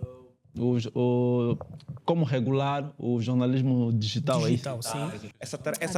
Essa tarefa é do legislador. Quem regula é o legislador. É o legislador que vê, deteta determinadas situações em que merecem uma tutela jurídica ou determinado desenvolvimento. Agora, há inteligência artificial e, eventualmente, o jornalismo vai começar a entrar nesta área. O legislador vai se aperceber por vários sinais que a sociedade vai dando, e então há de haver necessidade de se regular isso, de regulamentar-se isso, criando-se vários mecanismos. Em relação ao que ainda dizia sobre a questão do jornalismo de investigação, só para concluir rapidamente, muitas vezes o jornalismo de investigação, estou-me aqui a lembrar em relação ao trabalho da Guiné-Bissau, quando fiz aqueles quase 40 minutos de investigação, havia ali várias coisas que, obviamente, foram as minhas fontes, não é? Eu consegui imagens de videovigilância que mostravam a Rádio Capital, uma das maiores e mais credíveis da Guiné-Bissau, a Capital FM, quando foi invadida pelos militares. Nós tínhamos os militares fardados. Portanto, via-se de uma forma muito evidente e eu consegui aquilo. Em 2 anos, exatamente, dois anos, sensivelmente, sim, não muito mais do que isso. Então, quer dizer, ter conseguido aquelas imagens de videovigilância da Rádio Capital que mostra as pessoas em fuga dentro da própria rádio e a saltarem exatamente das varandas com medo para escaparem as balas e os tiros que se ouviam nitidamente, aquilo foi incrível ter conseguido aquelas imagens. Aquilo custou-me imenso tempo. Portanto, eu demorei meses e meses, quase um ano, a fazer aquela reportagem e a pô-la no ar. Outras informações, rapidamente para concluir, outras informações que eu tenho ali estão escancaradas, e isto dá trabalho porquê? Porque eu tive que comer quase, permitam-me aqui, papel, naquilo que é o Orçamento de Estado da Guiné-Bissau, para descobrir, por exemplo, que o Presidente da República recebia 1 milhão de euros, quase 1 milhão de euros por ano. Entendem? Isto chocou muita gente. Aliás, este subsídio milionário é que levou à greve geral, e tu sabes isto provavelmente, não é? De certeza, uma greve geral que existe na Guiné-Bissau, que fez com que as crianças, penso que até hoje, não sei, mas durante muito tempo, quase um ano, não tivessem aulas. Os professores aderiram a essa greve geral e durante um ano, quase, os miúdos não tinham aulas. E disto ninguém fala. Sobre isto ninguém fala. Ou seja, houve consequências gravíssimas daquela decisão, daquele subsídio milionário que foi atribuído ao Presidente. Portanto, onde é que isto estava? Não foi uma fonte minha, fidedigna, uma fonte que eu tenho há 30 anos de jornalismo que me deu. Eu fui à procura desta informação. E aquilo estava ali escancarado. Muitas vezes há informação que está no próprio site, no site dos governos. E nós deparamos com aquilo e percebemos, não, isto não pode ser assim. E tu vais divulgar e achas, quem foi a fonte, onde é que ela foi buscar isto? E muitas vezes não foi, né? Podia ter sido. E não é. Há uma coisa muito interessante que é só a capacidade de comparar os factos, comparar os elementos. Mas é assim, a inteligência artificial já está no jornalismo. Sim. Já está lá dentro. E os jornalistas têm feito formação neste sentido. On job. Sim, claramente. E elas são importantes, facilitam-nos a vida e tudo mais, não é? Mas não substituem nada a nossa missão. Pronto. Eu queria só fazer uma chega, desculpa, fazer uma chega, assim breve, assim muito breve, relativamente à provocação que eu faço no concerne ao fact-checkers. Sim. Não é na vertente de verdade ou mentira relativamente ao jornalismo investigativo. Sim. É mais na perspectiva e se todos nós temos acompanhado, hoje a divulgação, por exemplo, a senhora Queiroz falou sobre imagens, não é? Imaginemos que essas imagens sejam muito fortes e eu fazer a divulgação dentro dos meios tecnológicos, a página não permite que a imagem seja divulgada sem aquela censura que aparece na parte final, não é? E depois vem aquela opção, pode ser visualizado ou não. A pergunta é até que nível este tipo de censura pode influenciar, não é, positiva ou negativamente na questão da lapidação da informação. Agora, obviamente que o jornalista investigativo, ao fazer a recolha de um conjunto de dados, antes de fazer a divulgação, estará ciente da responsabilidade e do conjunto de obrigações. Há um recurso Sim. A que o jornalista recorre na ausência de imagem, que é a simulação. Portanto, já fere a originalidade do conteúdo, e aí já estamos a falar da lapidação. Não é questão de ferir a originalidade, que é o seguinte, é um elemento extra que complementa o trabalho. É só isso. Aconteceu há pouco tempo, Faz favor. no caso do acidente do jogador de futebol. Não, porque às vezes tu tens os elementos teóricos do assunto, não é? Mas não tens as imagens que traduzem. Então, para eu poder clarificar a minha audiência, eu trago um exemplo simulado sobre como terá sido.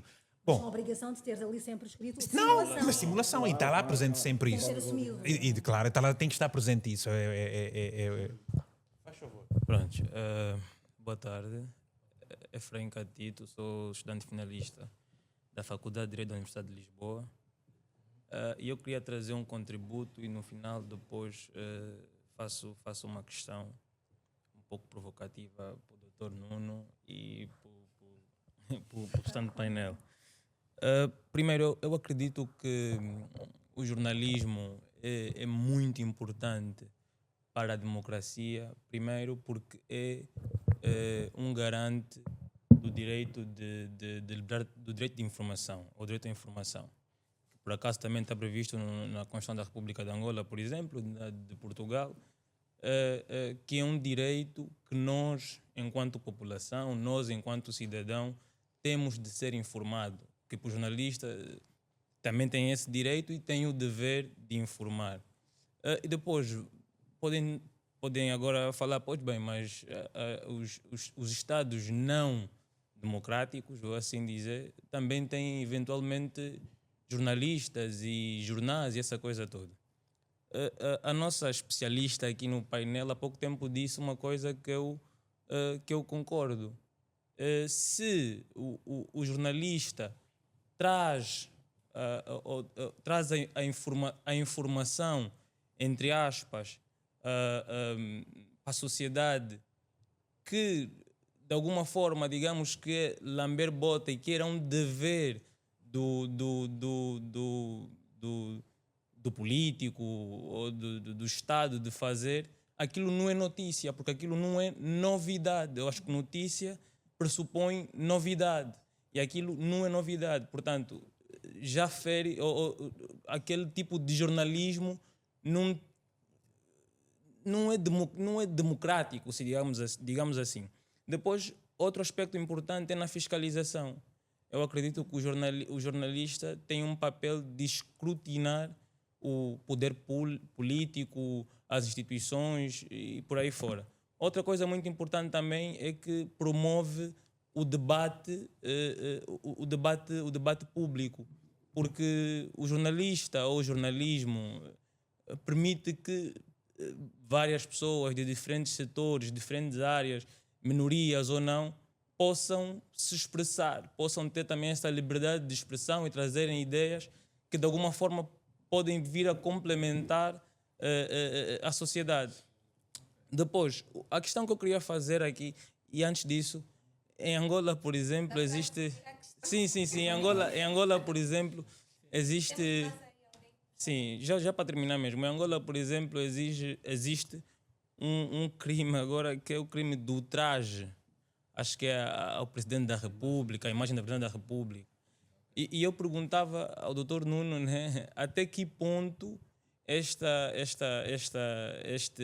crime não fere com a liberdade de expressão e depois se deveria ser regulamentada a fake news. Porque no meu entendimento, fake news é um termo ou tem um conceito muito abrangente e seria muito discricionário. Ou seja, o poder político ou o Ministério Público, seja lá o que for, se tivesse uma norma com critérios, eu diria, muito abrangentes e vagos, podia decidir de forma que lhe bem entender o que é e o que não é fake news. Meu irmão, então, deixa eu explicar uma coisa aqui. Nuno, você em Angola está a caminhar para a autocracia e, portanto, esta lei de ultraje a presidente, isso é excesso de zelo. Isso são formas de limitar, coartar as liberdades das pessoas. Sim, existem excessos, ok, que o cidadão comete. Mas o excesso que se comete aí, que ofende o presidente, é a coisa mais básica que aqui nem chegou a cair notícia ali. E, portanto, meu amigo, esquece isso. Não vale a pena ir muito longe. É exagero. Ali, aquilo é... Democracia tem seu nome na Constituição e tudo mais. Aquilo está a partir para a autocracia e, portanto, é uma conversa que a gente vai discutir aqui, mas vamos ver que estamos de justiça ao vento. Não vamos lá de nenhum. Agora, o resto podes responder, Nuno. Sobre a fake news. Bom, relativamente a esta questão, eu não consigo dar uma resposta técnica porque eu não conheço... porque eu não consigo dar uma resposta técnica relativamente à questão do ultraje à imagem do presidente, porque eu não conheço o regime. Eu não sei qual é o bem jurídico a tutelar. É a imagem, mas em que termos? Portanto, de uma forma resumida, eu diria que parece-me, e eu concordo muito com aquilo que o Vítor está a dizer, acho que... As pessoas em Angola, por conta da irrealização de muitas situações, estão frustradas, estão zangadas e acabam por preferir palavras obscenas às vezes, ao titular do Poder Executivo. Bom, há excessos compreendemos. Mas isso tem a ver com o quê?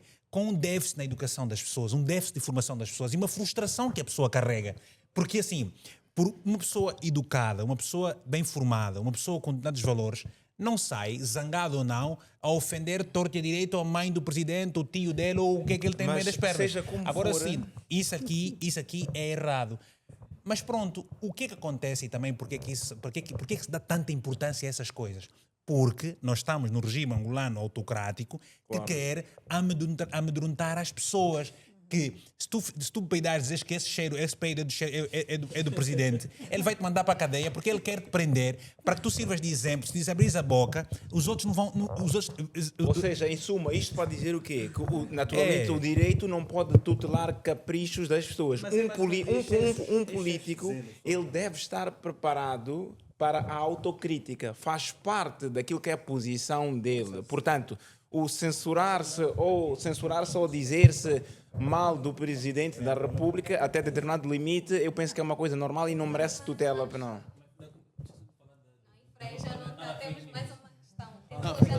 Não, é importante. É assim, deixa eu explicar uma coisa. Não é apenas em Angola, mas eu acho que em qualquer parte do mundo, como em tudo na vida, as leis precisam de atualização em função dos momentos. Os tempos mudam. Nós estamos a fazer uma lei hoje sobre fake news. Amanhã vão surgir outros fenómenos, outros problemas e tem que ser atualizado. Então, um bocadinho quando eu cheguei aqui, estava a olhar para essa mesa. Esta mesa que aqui está, este equipamento, há 15 ou 20 anos, em Angola, era uma coisa do tamanho gigante. Portanto, o teu telefone hoje, há 20 anos, tu tinhas que comprar um televisor, uma impressora, um aparelho de som, um fax.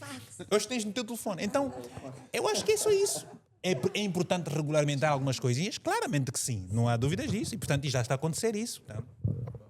Sim, eu queria trazer aqui uma pequena abordagem também. Consegue-me ouvir agora, certo? Quer dizer, não sei se lá em casa não vão conseguir ouvir. Mas, antes de mais, meu nome é Walter de Andrade, desculpem a minha falta de educação. Walter de Andrade, economista. Estou um bocadinho distante daquilo que é a formação propriamente jornalística, mas queria, antes de mais, parabenizar-vos pela organização. Acho que momentos como esses são de grande valor, principalmente para a juventude PALOP, que precisa discutir mais e construir algum conhecimento. Jornalismo e democracia. Eu percebo, obviamente eu não sou jornalista, nem vou me atrever a definir o que é o jornalismo, mas enquanto consumidor do produto jornalístico, eu identifico 3 características principais, que é a investigação, a produção e depois a divulgação do conteúdo que se quer de interesse para a sociedade. E aqui é importante sublinhar a questão de ser um conteúdo de interesse. Porquê? Porque é isso que depois traz a democracia ao pé. Porque o que é que significa democracia? Vamos nos atentar, por exemplo, à etimologia da própria palavra. Democracia significa o poder do povo. Demos, povo, cracia, vem de kratos, do grego, e poder, portanto, poder do povo. Como é que o povo exerce o seu poder? Aqui é que está, o povo, por via de um sufrágio eleitoral, elege seus representantes que vão atuar em função daquilo que são os interesses da coletividade. O que acontece aqui, estou a fazer um apanhado de tudo que foi dito, e foi dito aqui pelo colega aqui presente, trouxe à tona a teoria da agência, que estuda essa relação entre governados e governantes, no caso, o principal e o agente, que foi a expressão que o colega utilizou. Nessa relação existe a tal assimetria de informação. E o papel do jornalismo entra aqui, no sentido de ir à busca dessa informação que falta no poder, no representante, ou no povo, no caso, ir atrás dessa informação e, com base nessa informação, julgar quem ele representou. É o que não acontece nos países palopes, não vou dizer lusófonos, vou dizer palopes, porque os países africanos de língua oficial portuguesa estão distantes da democracia. E, portanto, como o Hugo disse muito bem, Vitor, disse muito bem, são países que estão a caminhar para a ditadura. Nesse momento são autocracias bem consolidadas em alguns países, vamos assim dizer. A pluralidade que existe é para inglês ver. E, portanto, é difícil que se exerça o jornalismo que permita que o povo depois julgue as intenções do agente. Entretanto, na esfera privada ainda surgem algum jornalista e algum tipo de jornal que é produzido, que vai atrás dessa investigação, desses dados, dessa informação. E o que é que acontece? Esbarram na porta da justiça. Eu estive a ver há cerca de um mês, provavelmente, uma intervenção do jornalista William Toné, em que ele dizia que já fez mais de 20 ou 50 denúncias sobre um governante que estava a agir contrariamente àquilo que a lei diz. E nada foi feito até agora. Portanto, existe aqui uma relação de interdependência entre jornalismo e democracia. Para que a democracia continue sustentada, é necessário que o jornalismo seja livre. Mas para que o jornalismo exista um jornalismo livre, é necessário que se esteja implementado algum tipo de democracia, o que não se vê nas realidades africanas. E, portanto, eu acho que discutir essas temáticas é importante para construir aqui pensamento que possam, sei lá, mudar a realidade. Estou plenamente de acordo contigo. E deixa-me dizer o seguinte, nós em Angola temos bons jornalistas. Eu não sei se vocês devem se lembrar, havia uma forma de se trabalhar na televisão e na rádio até 2017, mais ou menos. Quando o José Eduardo Santos saiu e entrou o João Lourenço, a gente via debates na televisão fortes, não é? Matérias e tudo mais, muito TVzinho. Por quê? Porque as pessoas sabem que assuntos têm interesse público. Que assuntos têm interesse público.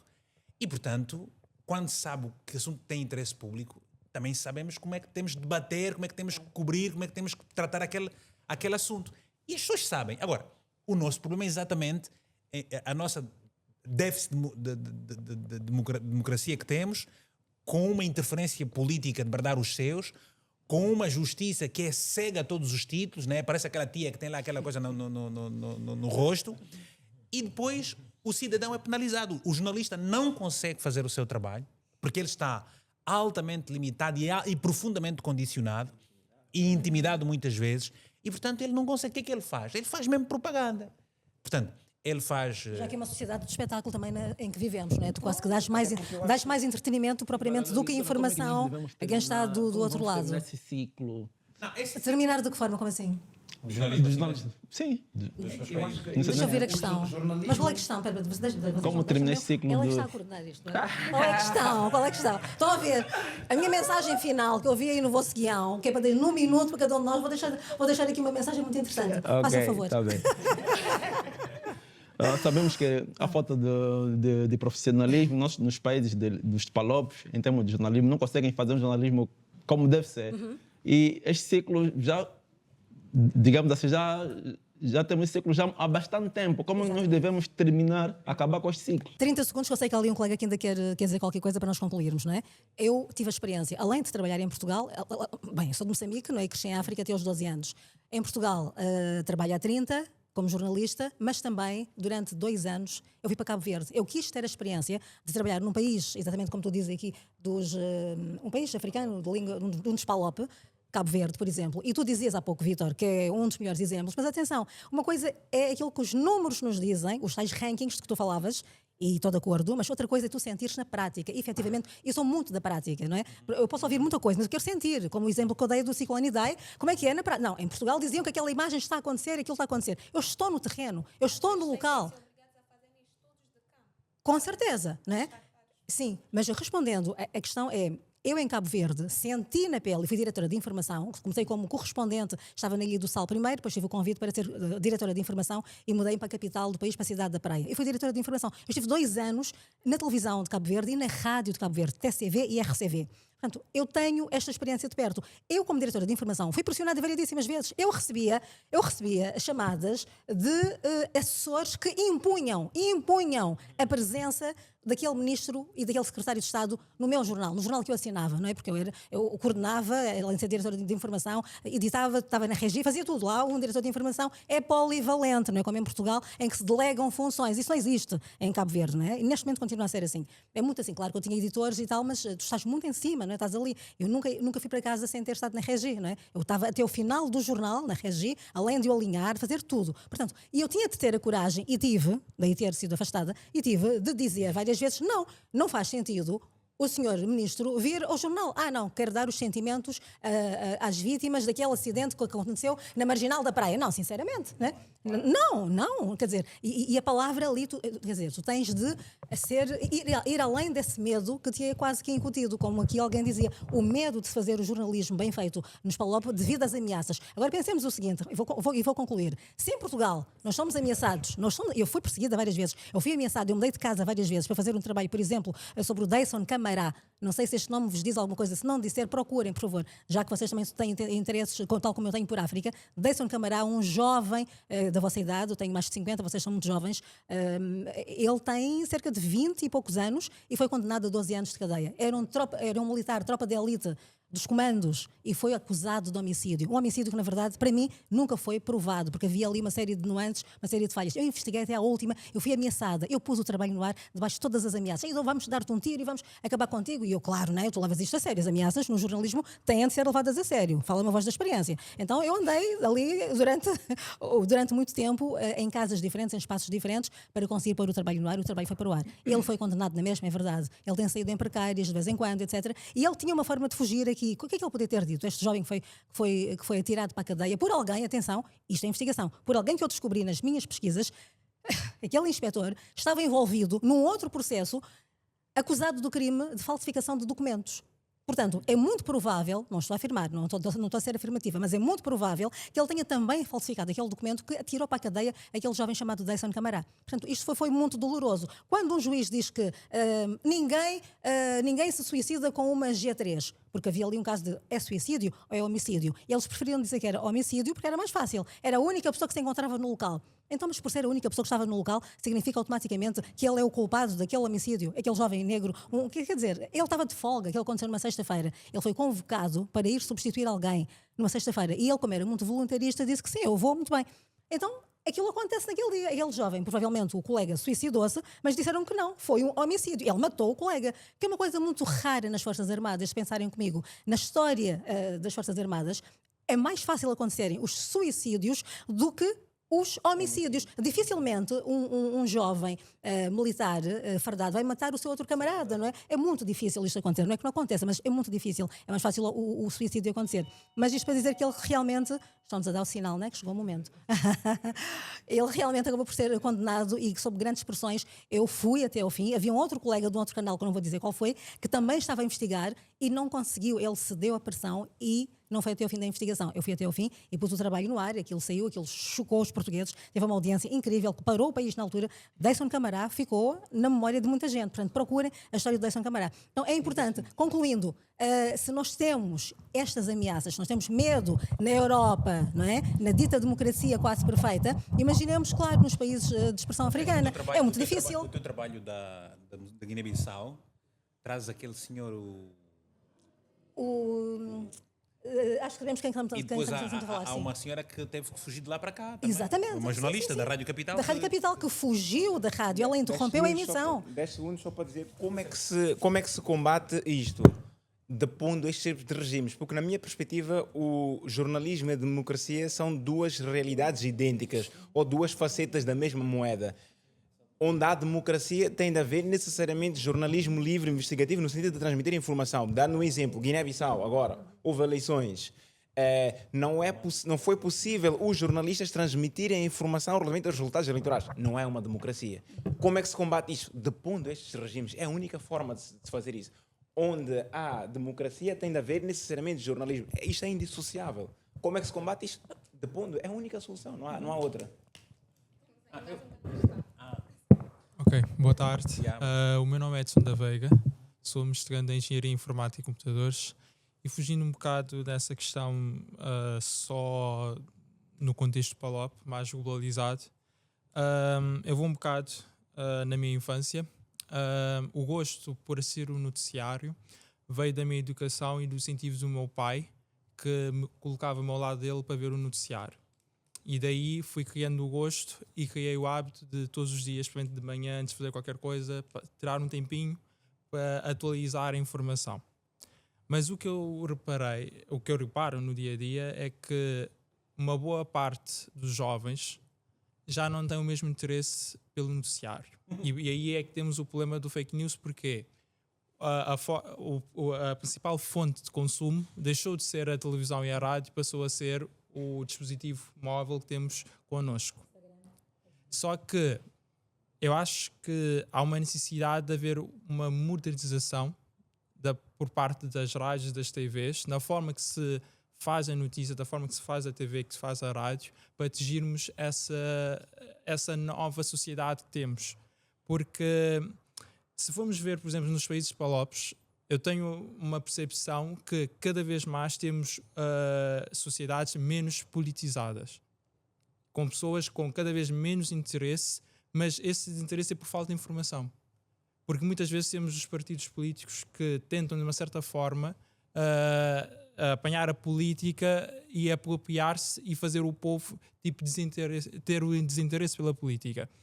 E muitas vezes vamos ver os resultados das eleições, são muitas vezes por mais na questão, em função do partido que irá me satisfazer a fome imediata, do que realmente pensando no país a médio e longo prazo.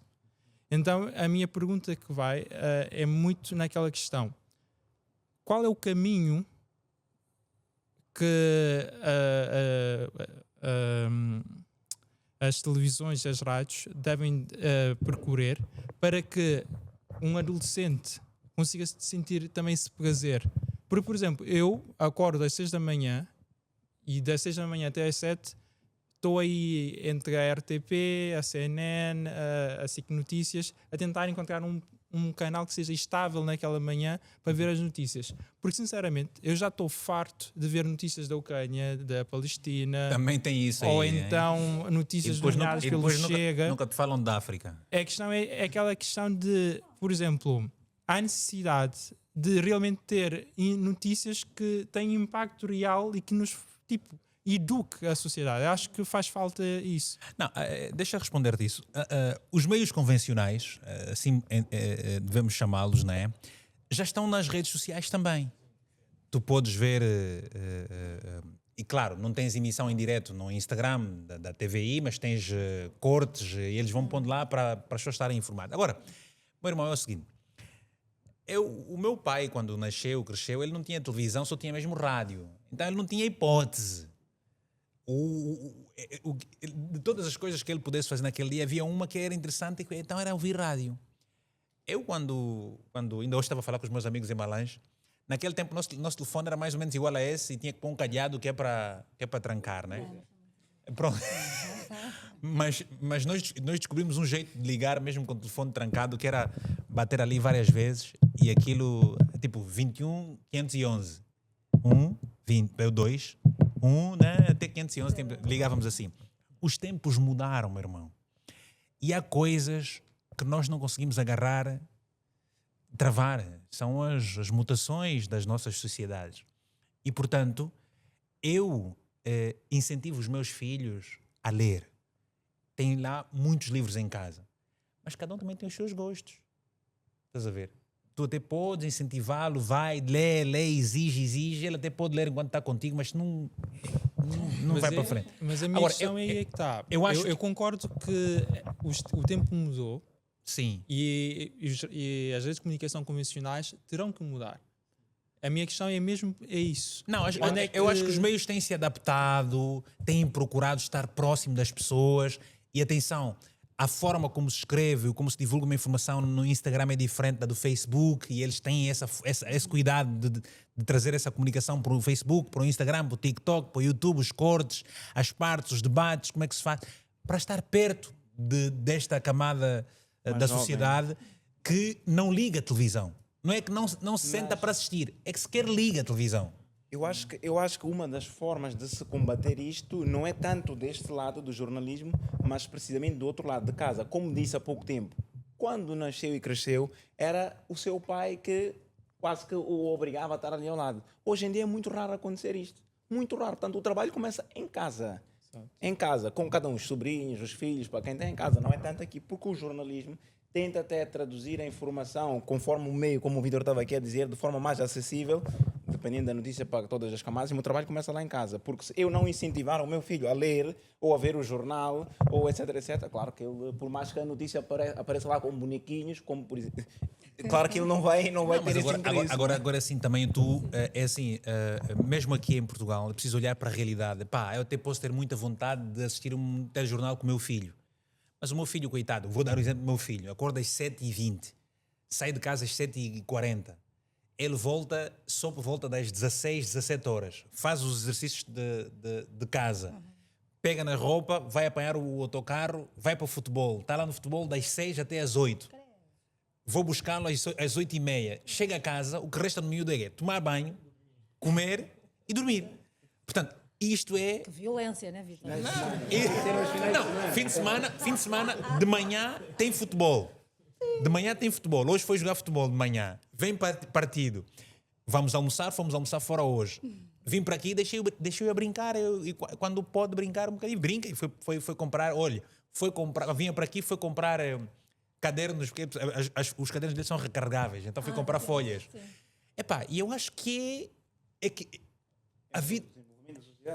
São novas realidades. Eu tenho aqui uma outra questão para finalizar. Eu, pelo menos, eu digo que eu sou amiga da tecnologia por ser estudante desta área também, mas também reconheço as ameaças futuras, principalmente para a nossa geração. Estou inserida e reconheço, às vezes, a facilidade que a tecnologia em si nos dá. Cria, assim, alguma preguiça em nós, um certo conforto e relaxamos. E hoje em dia é mais fácil ver uma informação de 1 minuto no meio de informação, né? Pelo meu móvel, do que eu sentar, para ser sincera, assistir o telejornal de 1 hora, se calhar 1h30 e por aí fora, né? Mas eu gostaria de saber, visto... Desculpa só a tua pergunta. Até mesmo nós mais velhos também mudamos. Eu lembro-me que até antes das redes sociais eu rebentava livros, que era uma coisa dura. Eu agora estou a ler 2 livros por mês, 1 livro por mês, já aflito. Porque também trabalho com o telefone e as redes sociais roubam-me do tempo. Que é um dos impactos negativos da revolução da indústria também tecnológica. Porque a gente vai buscar lá o que não vamos buscar. Eu acho que é um dos aspectos negativos, mas também tem alguns aspectos positivos que não estou aqui para abordar. Sim, tem as vantagens e as desvantagens. Meio a esta evolução toda, né, da indústria tecnológica, a diversidade de meios de informação que nós, como cidadãos, temos acesso, eu gostaria de saber, enquanto especialistas da área, juristas e jornalistas, quais são as estratégias ou a relação que vocês acham que deviam, né, na vossa opinião, ser adotadas para que houvesse posso assim dizer, uma participação, né, ativa de uma comunidade de cidadãos mais informados? Quais são as estratégias que devem ser adotadas meio à nossa realidade atual? Do que estavas a dizer, eu fiquei com a sensação que talvez seja mais fácil ouvir esses recortes, não é, do minuto, 1,5 minuto, 2 minutos no máximo, que aparecem nas redes sociais, não é? Do que ver propriamente um jornal que tem 1 hora, 1h30, mais ou menos, não é? Sensivelmente é isto, 1 hora, 1h30. Eu tenho que ter uns jornais.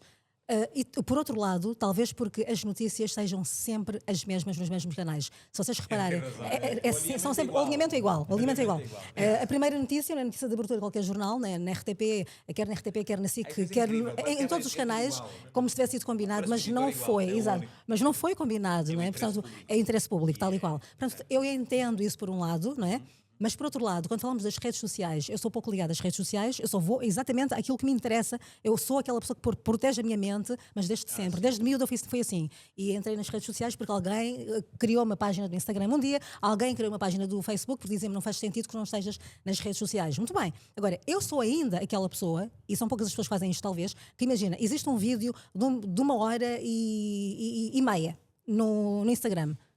ou no YouTube, mas é algo que me interessa profundamente, que também não ando à procura de tudo, atenção. Eu tenho matérias muito específicas que me interessam e eu tento aprofundar-me em relação a elas. Então, eu sou ainda aquela pessoa que consegue estar 1h30 a ouvir um vídeo que me interessa profundamente. Não é? Eu agarro-me aquilo com unhas e dentes e estou ali e foco-me, não gosto da palavra foco, eu concentro-me de uma maneira absolutamente incrível e consigo desligar-me todo o resto. Então, se eu ouvir apenas aquele 1,5, 2 minutos, não me vai satisfazer, eu vou ficar com fome de informação, eu vou querer muito mais, eu vou querer perceber, porque aquilo pode estar até desenquadrado, atenção, pode estar descontextualizado aquela informação, aquele minuto e meio, e faz um juízo de valor, exatamente, faz um juízo de valor de qualquer coisa que não corresponde à verdade. E voltamos ao ponto de partida, né, da desinformação, dessas fake news, por aí fora, esse populismo, etc, etc, etc. Então, eu acho que vale a pena, vocês são muito jovens ainda, não sei se têm assim tanta coisa para fazer, ter alguma paciência, algum cuidado, algum interesse, mais do que tudo, algum interesse, que haja interesse, em parar, em silenciar a mente. O que é que me interessa, efetivamente? De que é que eu quero saber? Em que é que eu me quero especializar, entre aspas, não é? O que é que eu quero saber? O que é que eu quero aprofundar? Então eu vou parar, nós temos de perder algum tempo, entre aspas, não é? E ouvir aquilo que nos interessa, ler aquilo que nos interessa. A leitura é importante, é fundamental, tudo bem. Mas eu acho que criar as nossas próprias ideias também é muito importante.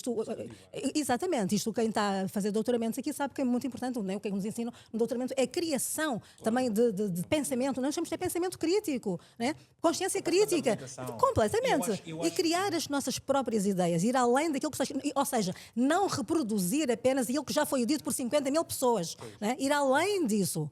Conceição, não, eu acho que nós temos uma responsabilidade muito grande, que é de incentivar.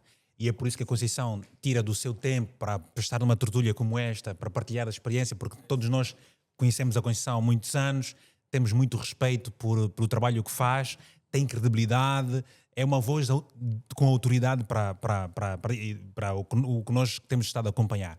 E é por isso que a Conceição se disponibiliza para fazer esse tipo de assunto, discutir.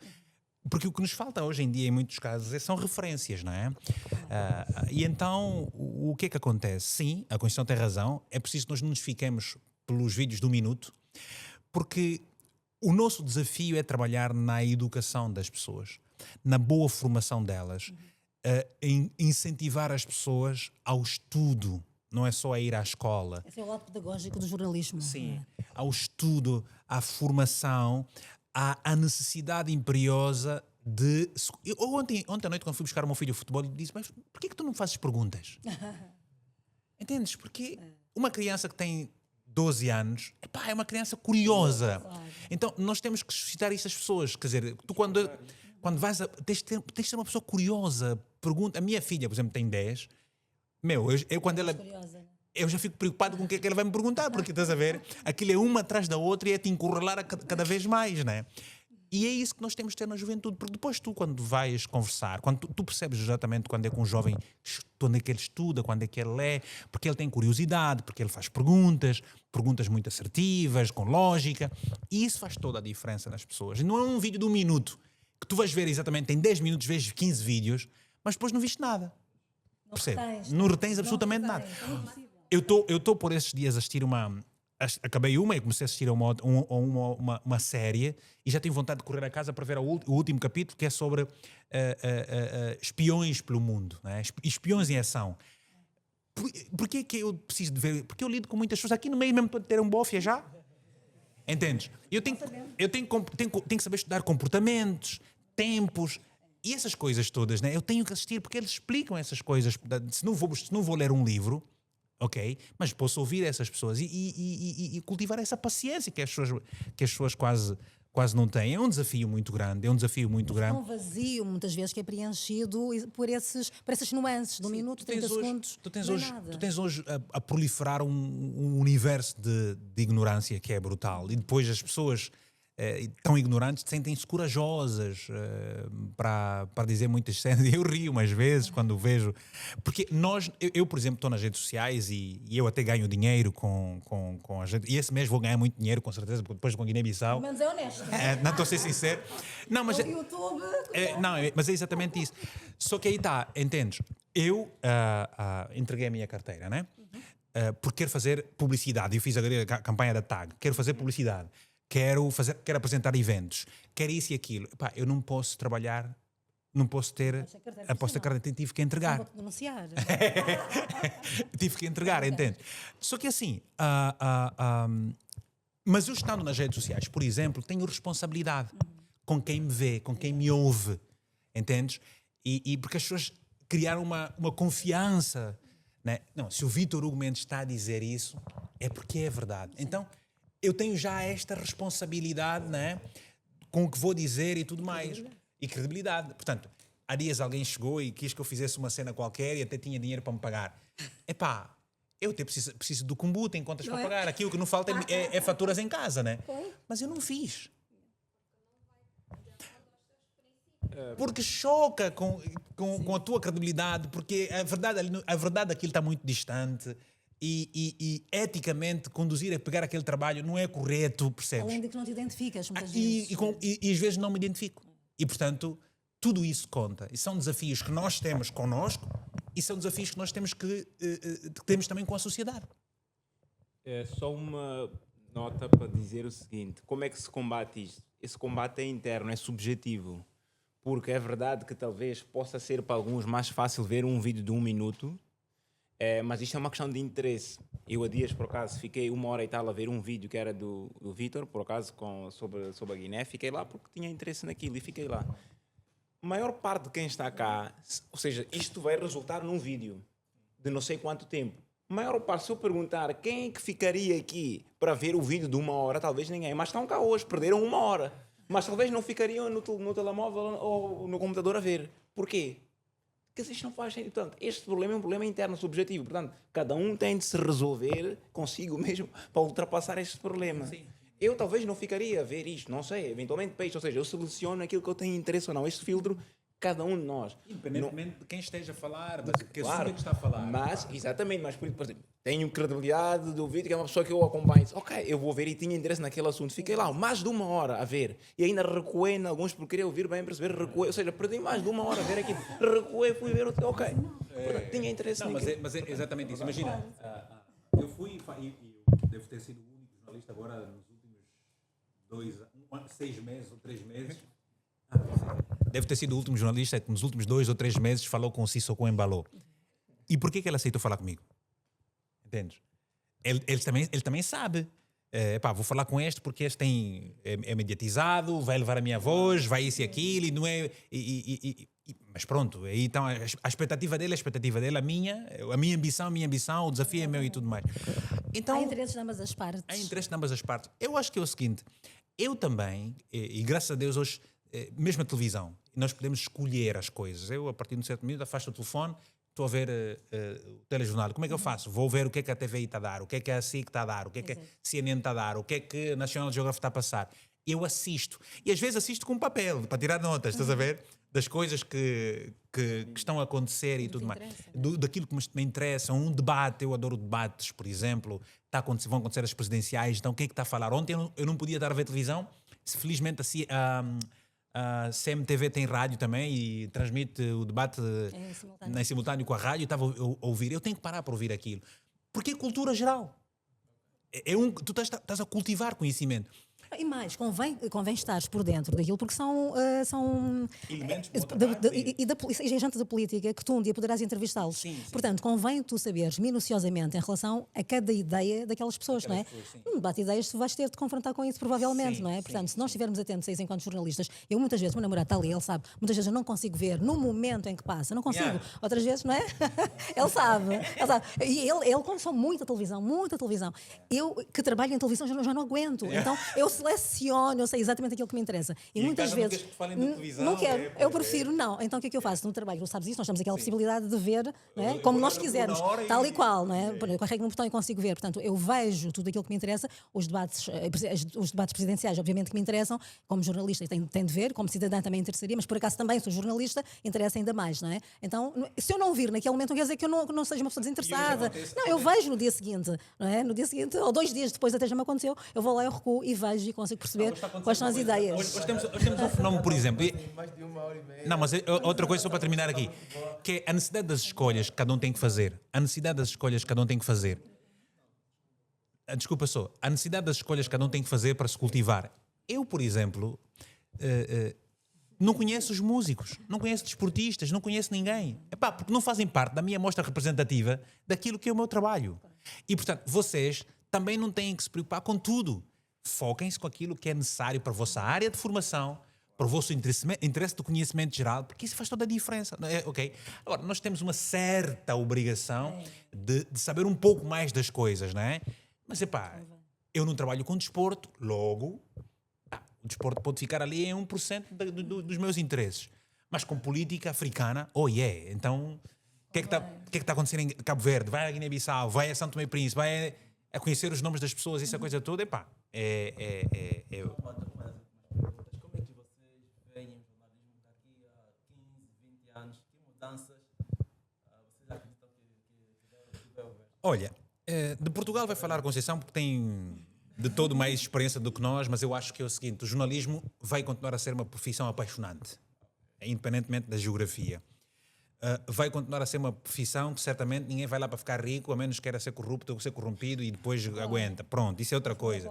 Ok? É uma profissão que nós fervemos de amor por aquilo, não é? Agora, há um desafio nos nossos países africanos. Primeiro, com as democracias que nós temos, a probabilidade de termos um melhor jornalismo é completamente difícil.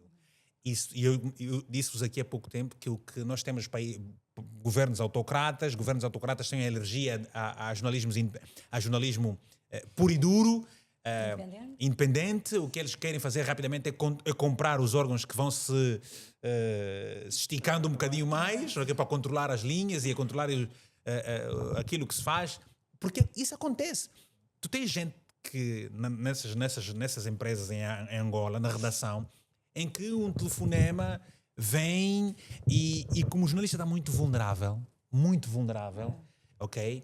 A todos os níveis, coitado, tem que dançar aquela música, não é? Olha, eu digo assim, ou te sacrificas ou te sujeitas. Pá, se quiseres te sujeitar, força, coragem, pagas o preço. Se quiseres te sacrificar, bora daí e pagas também o outro preço. Mas, efetivamente, continuando como nós estamos a ver as coisas, vai ser muito difícil nós termos um jornalismo em prol da democracia, em que visando a formação do cidadão, a informação do cidadão, a mudança, com a educação, formação, isto também do entretenimento, mas isso já tem mais. Eu acho que nós temos que olhar para um jornalismo mais incisivo, temos que ter jornalistas mais corajosos para fazer a ruptura destes sistemas, porque o jornalista tem... Sabem que, às vezes, não necessariamente aquele que fala aqui, que tem a voz na rádio, ou aquele que tem a televisão, mas é todos eles, todos nós. O homem do jornal, o homem da fotografia, porque nós sabemos como é que o apartheid foi o que foi por causa de uma fotografia. E hoje em dia tocamos aqui exatamente naquilo que falamos do digital. No digital temos muitas pessoas e tem exercido, sim, uma pressão para estas mudanças que nós queremos. Não é jornalismo, obviamente. Há jornalistas, e muitos, como é o meu caso, lá também a fazer esse trabalho, mas depois nós temos que socorrer, enquanto jornalistas, destas ferramentas alternativas que potenciam o nosso trabalho. Temos que estar lá dentro, temos que compreender os temas e realmente pedir a Deus, porque é preciso, que toque o coração dos nossos líderes, porque é muita alma pesada que eles estão a carregar. Não sei se... Né? Barra pesada, né? Eu vou ser bem breve. Espero para já ter, daqui a 30 anos, ter a coragem que tu tiveste de entregar a carteira profissional. Em 30 anos de jornalismo, nunca consegui entregar a carteira profissional de jornalista. E tive variadíssimos convites. Ainda hoje tenho para fazer publicidade. E na altura, então, quando começaram os convites, na altura, que há uns bons anos, em Angola, inclusivamente, tive um convite para ganhar $50.000, era em dólares que me pagavam, por uma sessão de fotos, uma coisa assim bem rápida.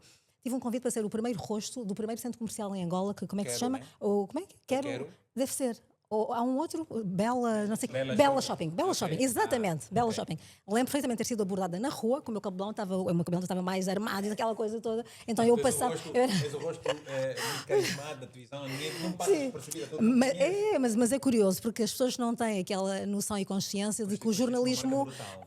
Eu acho que sim, é só uma marca exclusiva. Também é isso. Isso é irreverência também, né? Também passa por aí. Mas achei curioso que as pessoas não têm consciência de que o jornalismo e a publicidade não são compatíveis. Portanto, eu tive muitos convites altamente tentadores para deixar o jornalista. Estaria rica neste momento. Que eu acho que é uma coisa que na discussão de leis do futuro, tem que se discutir isso. Claro, não, nós estamos muito atrasados nesse aspecto. Acho que não faz sentido. Evolução, Exatamente.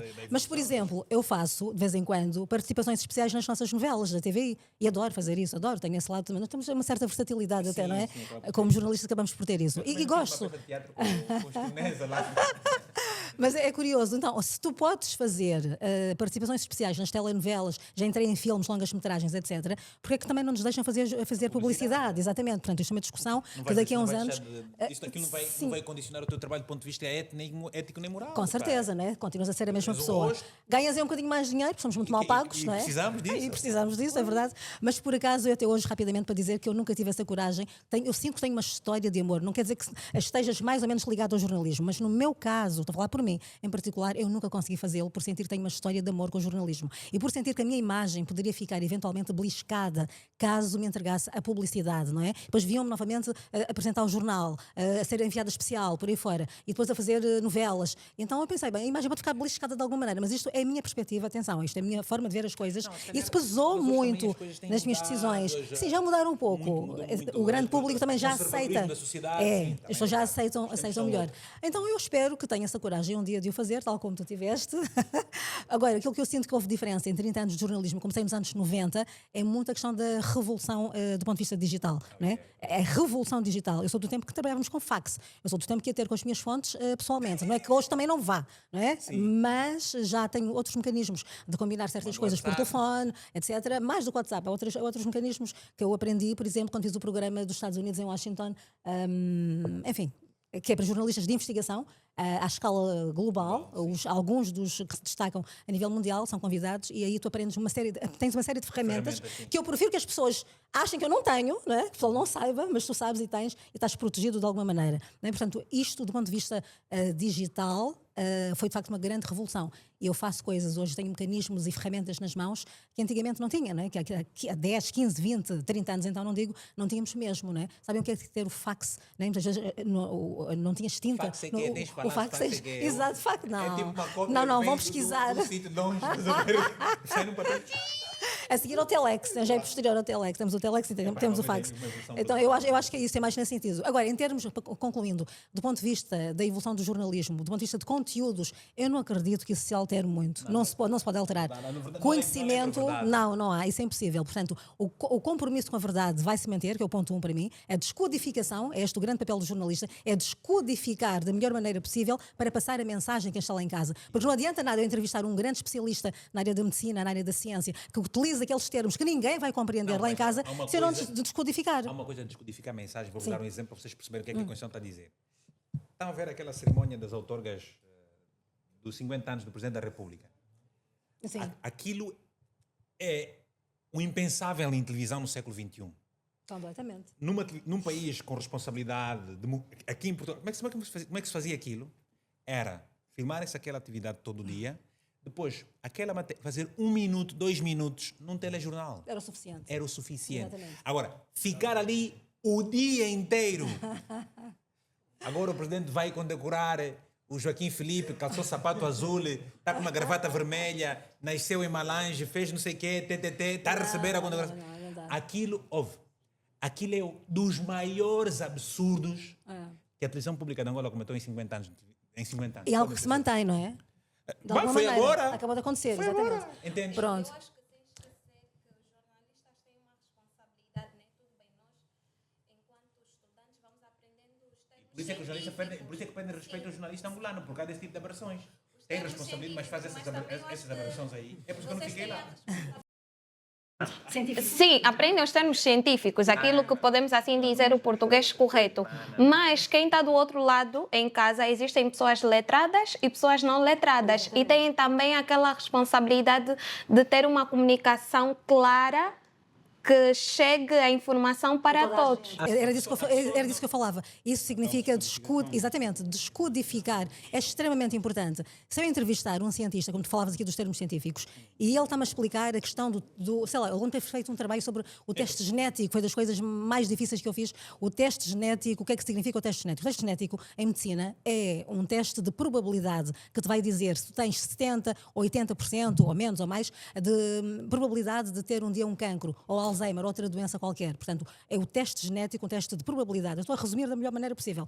Este trabalho foi feito por um colega e quando quem de direito viu aquilo, não deixou que aquele trabalho fosse emitido. Eu fui chamada a seguir, vejam bem a responsabilidade, fui chamada a seguir para fazer a mesma grande reportagem, que era uma grande reportagem, meia hora, fazer a mesma grande reportagem, de forma a que toda a gente conseguisse perceber o que é o teste genético. Portanto, para mim foi sempre o grande desafio, é descodificar. Portanto, em termos de linguagem, clarificar. Não é? Agora, se eu vou utilizar uma linguagem difícil, porque eu sei, e depois é uma vaidade que existe, atenção, é uma vaidade que existe. E o jornalismo de televisão, principalmente, não pode ser uma feira de vaidades. Corres o risco de entrar e começar a dizer um conjunto de banalidades, não é? Como eu dizia há pouco, vais reproduzir aquilo que 50 mil pessoas já disseram, em vez de criares conhecimento próprio. Tem de haver uma identidade. Uma identidade é a construção de nós mesmos, cada um de nós. Concluindo, que vocês estão no fim, vocês diziam que tínhamos 30 segundos, já não é um minuto, 30 segundos para a mensagem final.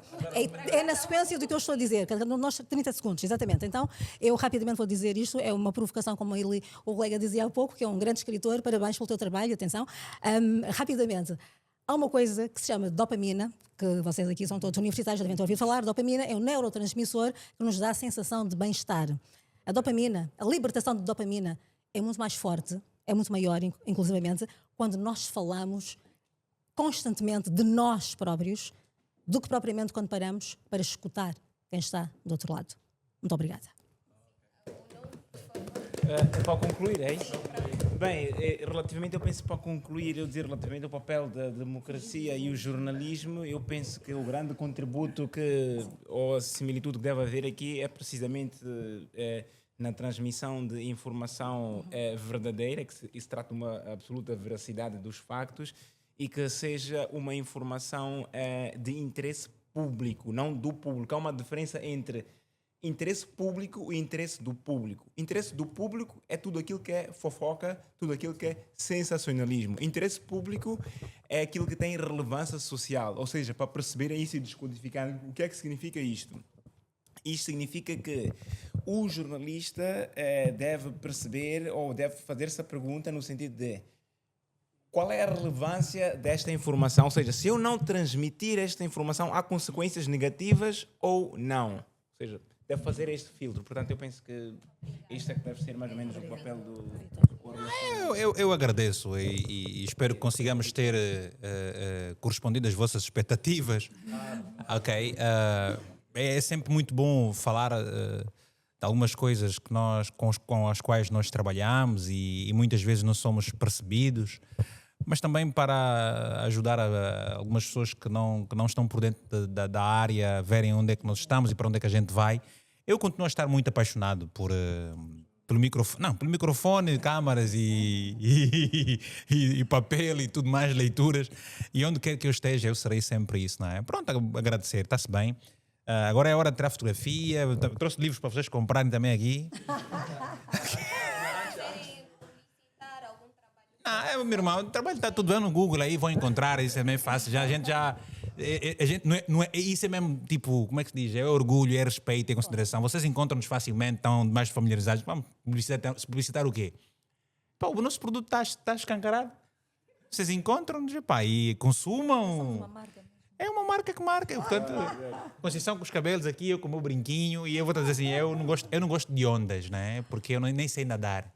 E, portanto, olha, faço só aquilo que eu acho que é o certo do meu ponto de vista, o que não quer dizer que esteja certo aos olhos de toda a gente, e é ser feliz todos os dias, é fazer as coisas tranquilo, e quando chego no cubículo vou dormir 5 minutos, apanho sono, isso é mais fixe. Agora, fazer perguntas difíceis quando vais entrevistar um presidente, ou vais fazer... Tens de ter a delicadeza quando vais fazer uma entrevista a uma criança. É ter essas sensibilidades todas, o bom senso para não ferir sensibilidades e não querendo ser sensacionalista. É aprender. E eu aprendi aqui com algumas coisinhas, com o Nuno e com cada um de vocês, as vossas experiências. Muito obrigado. Fiquem bem. Nós é que agradecemos também que a plateia que vieram de várias universidades. Muito obrigado pela presença. E antes de fecharmos, temos aqui uma surpresinha para... Neném? Para a Conceição, muito obrigado. Muito obrigada. Obrigada. Ai, obrigada. Pelos 30 anos? Ah, sério? Estou muito feliz mesmo. 3 décadas de jornalismo, a sério, acompanhar a história à escala global é maravilhoso. Não. Eu quero, gosto muito de flores, podem-me dar flores sempre. Muito obrigada. Obrigada, não tinha agradecido ainda a vocês, a cada um de vocês. Ficamos por aqui hoje. E boa paciência. Muito obrigado. Obrigada. Muito obrigado a todos.